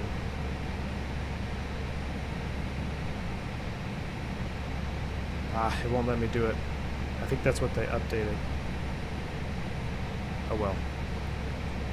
Anyway, so what I did here is I went into the fix info page, and I know mentally I want to be about 10,000 feet, 250 knots, 30 miles from the airport. So you go to L1 here, fix info, put in the reference point. The reference point is Jackson Hole, that's the airport, and I just put a 30-mile radius. Now on the updated version of the Toliss, this is an older variant because I had the A's on this one.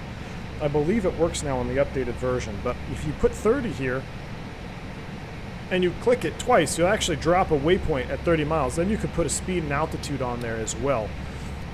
Turn on my screens, they're a little dim here now. But that's just my reference. But we have a reference already though, because we are on this approach, which is 12.6, which I'm going to dial in right now. I'm going to set 12,600 here in the box. We're approaching top of descent, and I'm also going to change my descent speed here.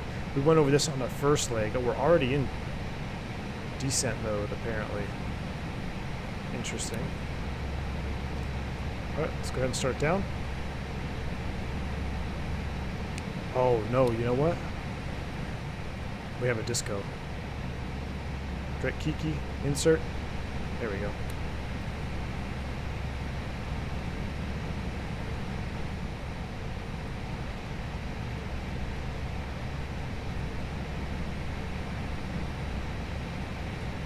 We are going to be about 12. Let's go ahead and start down. Press throttle. Open descent down to 12.6. Short flight. Here we go. Yeah, we got nav armed, so we're going directly to it. So what I had messed up there is our flight plan actually had us going to the VOR and then to the airport. So you want to make sure you are properly sequenced. Oh my gosh, do we have an ND failure? We sure did. All right, so we have an ND failure, so I'm going to go captain switching. Captain 3. Nope. Nope. Oh, so it's actually, ND is actually failed. I can't put anything on his ND. Okay, so we've had an ND failure going into Jackson Hole. There's no ECAM associated with that. Okay, my 319 is falling apart. My 319 is falling apart, guys. And we're going into Jackson Hole last minute. And we're getting a little high. Let's go ahead and spoid break it out. Why are we overspeeding?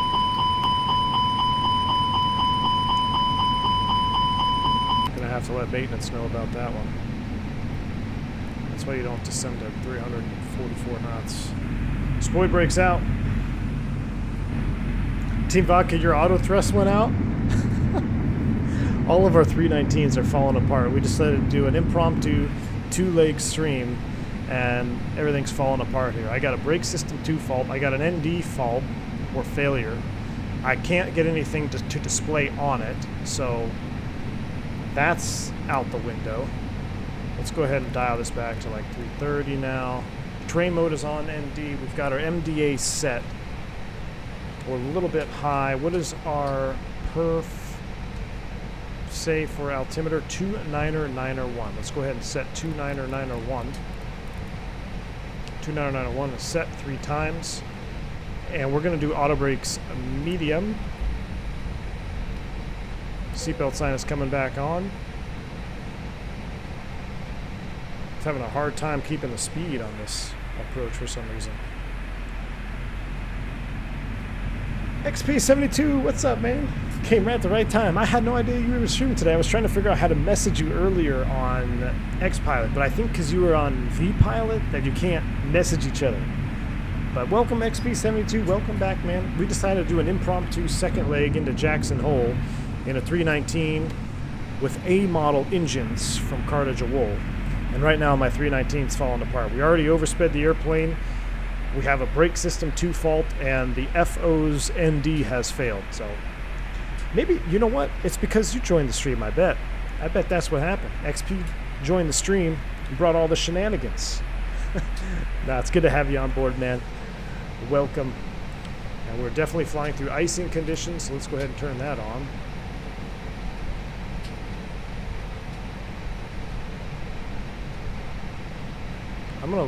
I don't like diving down this fast here over terrain. Let's go ahead and set a vertical speed. So there is Jackson Hole off the left. We're well below 10. Let's go ahead and light it up. Jackson Hole traffic, Delta 357, 16 miles south of Kiki, setting up for the RNAV X-ray 19er Jackson Hole. We also have a max speed here at Kiki.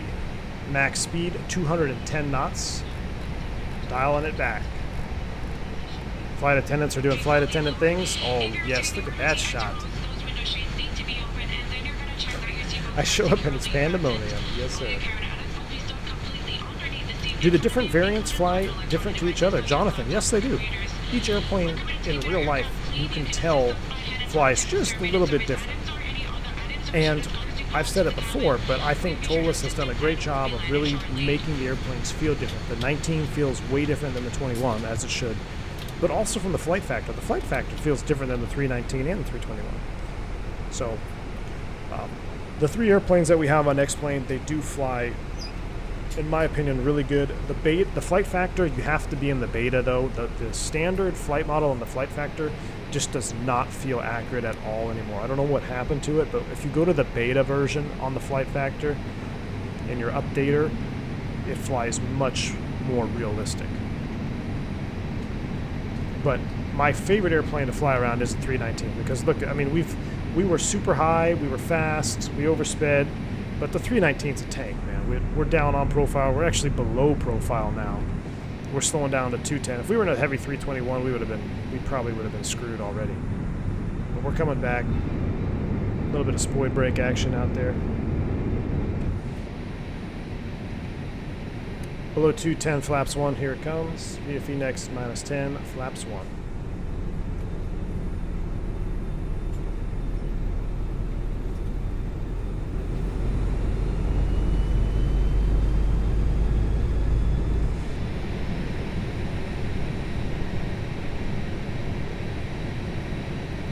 Approach mode is armed. Final app nav.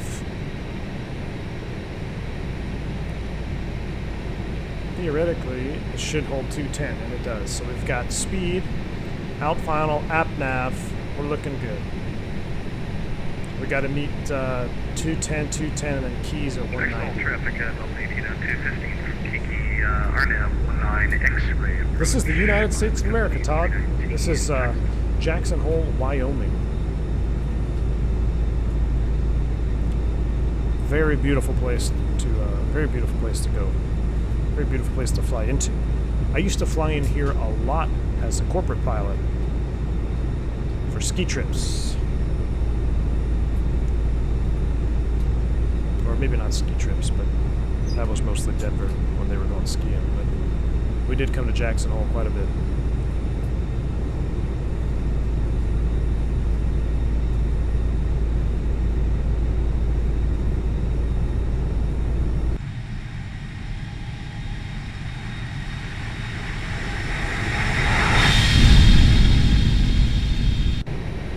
What are we having now? Anti-ice, severe ice detected? What? Severe ice detected? Alright, so give me, how are we getting severe ice? I'm gonna give myself an extra 5 here. Let's go 143 on the V app. This is why I wish we had an auto, icing simulation. Alright, status, brake system 2 and op, clear status. Lived to the east of Jackson Hole as a kid. Digital mark, awesome, man. So when I complain about it being cold out here in Texas when it's like 30 degrees, you're just laughing at me, huh?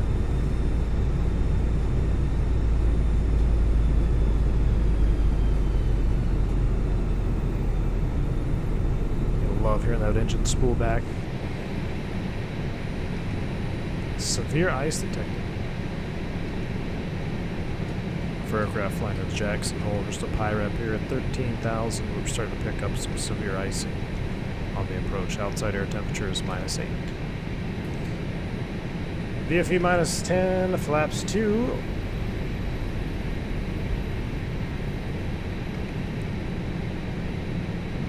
We're going to have to step her down to 11.4. Didn't want to capture.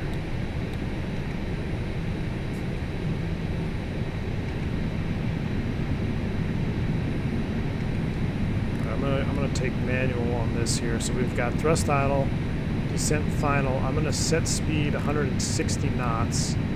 because these are maximum speeds. VFE minus 10, let's go flaps 3. And now we're going to be high. Toliss does this thing where it likes to not capture unless you're at the final. What's our final approach point is 8,000. So let's keep coming down. What's our next restriction? It's 10.6 is our next restriction. Actually, let's go ahead and set 8. We're on descent mode. So we got 8 set. We're in descent now. So we're not in open descent. We're on speed. Stow the brakes. Out final blue. So it should stay on profile, but I think it's going to want to make me step it down forcefully. It was 2 degrees yesterday in Connecticut. -6 in Oslo. A week in -2 to 15. Wow.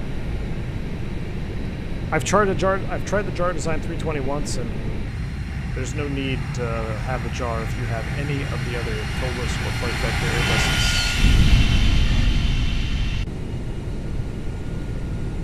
That's a beautiful shot right there. Screenshotting that. All right, so now it's following the profile. Now it's following the profile.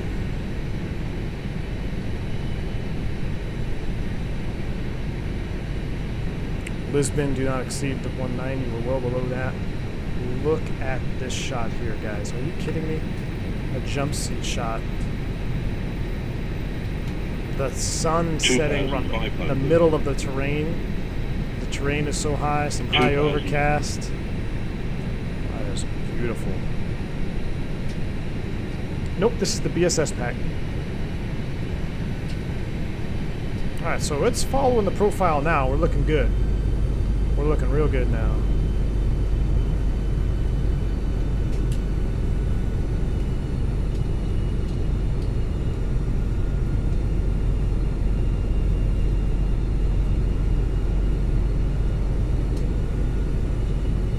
Was 70 Fahrenheit yesterday, going to be in the teens tomorrow. Yep. Yeah, the Grand Tetons, man. Look at that. When you start seeing red on the ND, you better be paying really close attention to what's going on. Better be paying really close attention. I don't know why we haven't flown into here more.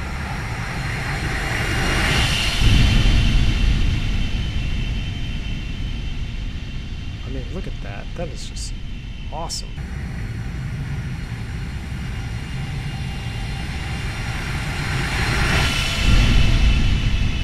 Oh yeah, in the turn.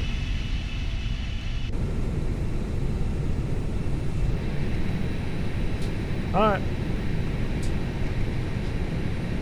We're at 8,000. We should get final lap here pretty soon. I'm going to keep speed 160.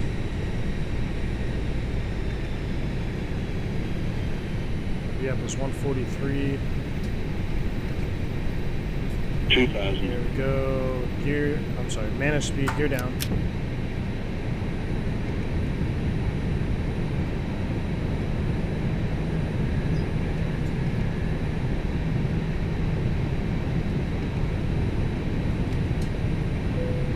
Flaps full. Landing checklist. Cabin crew advised, auto thrust. Speed. Auto brakes medium. Landing checklist complete. I'm going to turn our wing anti-ice off as we're on final here. We're in final lap mode. Ladies and gentlemen, enjoy the approach. Takeoff and landing cam is coming on. We are flying.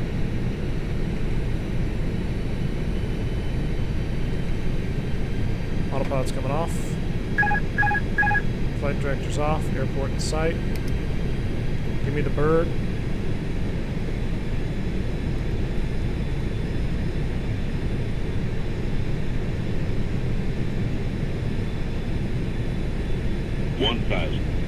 Stable.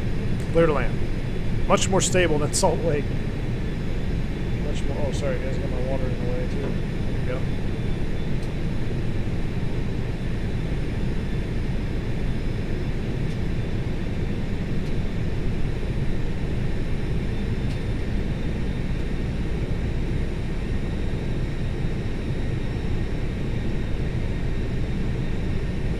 So I added 5 knots to my VAT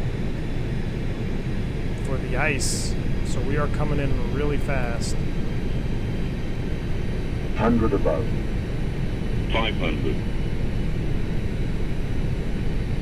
This is one where you really don't want to float, especially with all our extra speed here. Jacksonville, Delta 1802, about a 8-mile final. 300. Jacksonville. A little bit of a crosswind on the left, not much. We're gonna have to drive this one down with our speed. Geez, our ground speed 155. Holy crap. 50, 40, 30, 20, retard. 10, 5.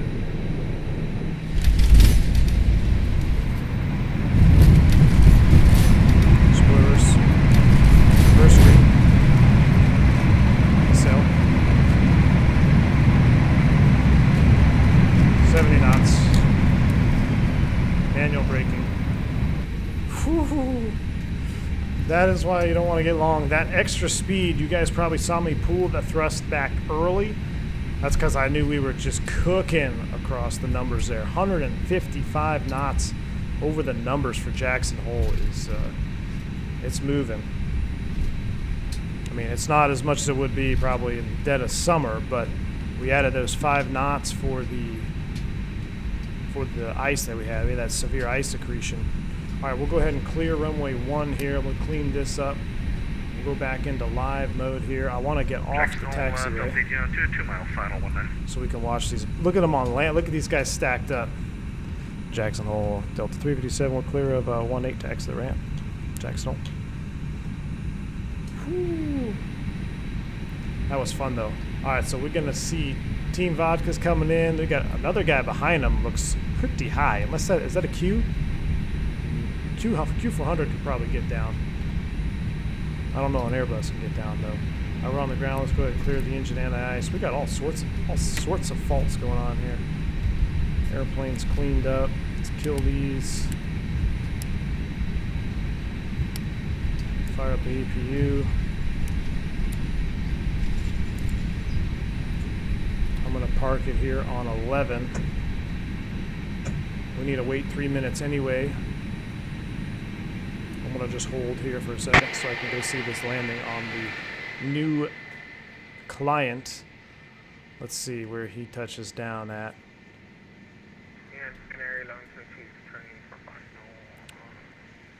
Here comes that new VATSIM client, the sound and everything. This is cool. Let's see where the touchdown is for Team Vodka.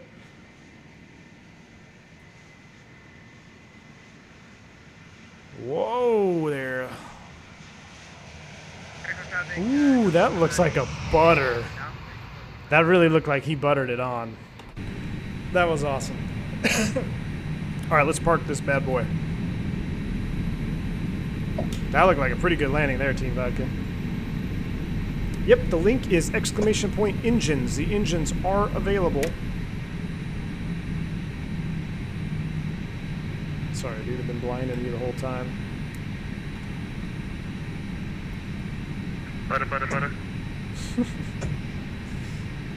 Butter. I mean, it's so much smoother though with this new VATSIM update. That's cool seeing airplanes land like that. Brakes are set. Engine 2. Seatbelt sign. APU is still spooling up. Jacksonville, Delta 1802, clear of 19, Jacksonville. Twice I forgot the spoiled brakes. Spooling down. Look at that, the Gulfstream right there. Nicely done. APU is not quite up yet. Where's that other airplane? Is he down yet?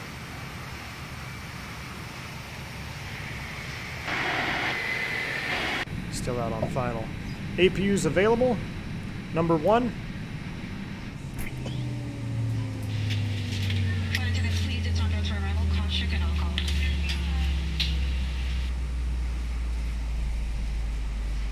That is a thing of beauty right there. CFM A models in Jackson Hole at sunset. This airplane is going to be here for a while. It needs some maintenance for sure. Let's go ahead and do our after landing checklist. Pumps can come off. And at a 5%, beacon is off. Delta needs to shut down his engines over there.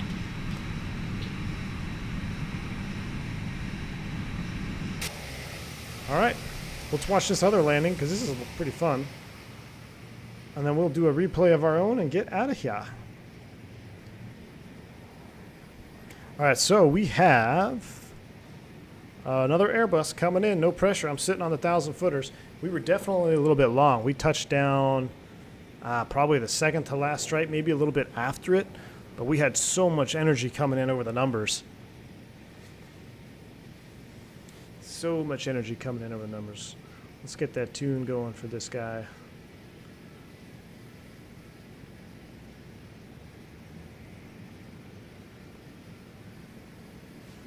No pressure, whoever's on final. Guys, remember, exclamation point engines. The link is there. It'll be in the Discord if you want these engines. Remember, you get CFM A's, B's. It works on the 19, the 20, and the 21. Carda Jowol, huge shout out to him. Again, his link for the for a PayPal donation. It's not mandatory or required, but it's in the description. Consider buying the man a cup of coffee because he has put in a lot of time and effort in these engines so that you and I can enjoy them. We can look at all the nuts and bolts and the rivets and the reversers for all the variants, you know. So it's very, very kind of him and generous of him. Much appreciated, Carda. Thank you so much, man, for your hard work. Oh, 321 and Delta crossing the runway. Oh, go around. Ooh, this is not good. Looks like somebody is trolling. We got one more coming down.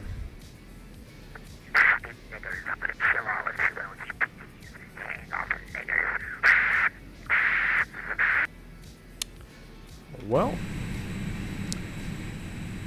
I don't know why basement dwellers want to be like that, but that is why they are basement dwellers. Let's go ahead and watch a replay of our own. This is not funny, it's not amusing, it's not entertaining. You obviously have some serious issues that you need to deal with, but we're not going to deal with it here. We're not going to put up with it here. Let's enjoy our replay. Well, I don't know which one to look at. Oh yeah, this is the view right here. This is the view right here. Just got done watching your tutorial. I'm going to try it tomorrow, 10:34 p.m. here in Europe, so I have to go to Sim Captain. Well, have a good night, man. Best of luck on the install. Hope you enjoyed the stream, dude. We'll talk to you later. Look at that float there. That's just all that speed. Hold on.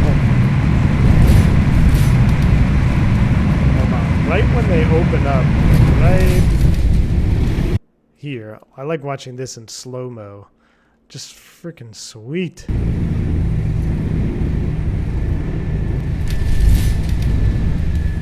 Look at the detail on, look at the rams, look at the hydraulic rams pushing those doors open, directing that air so you get that bypass air now to come out.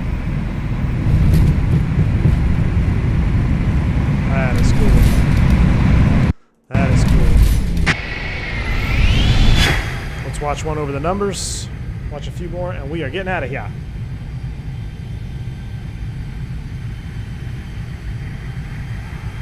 Those are the Grand Tetons, Cam. Yes, indeed.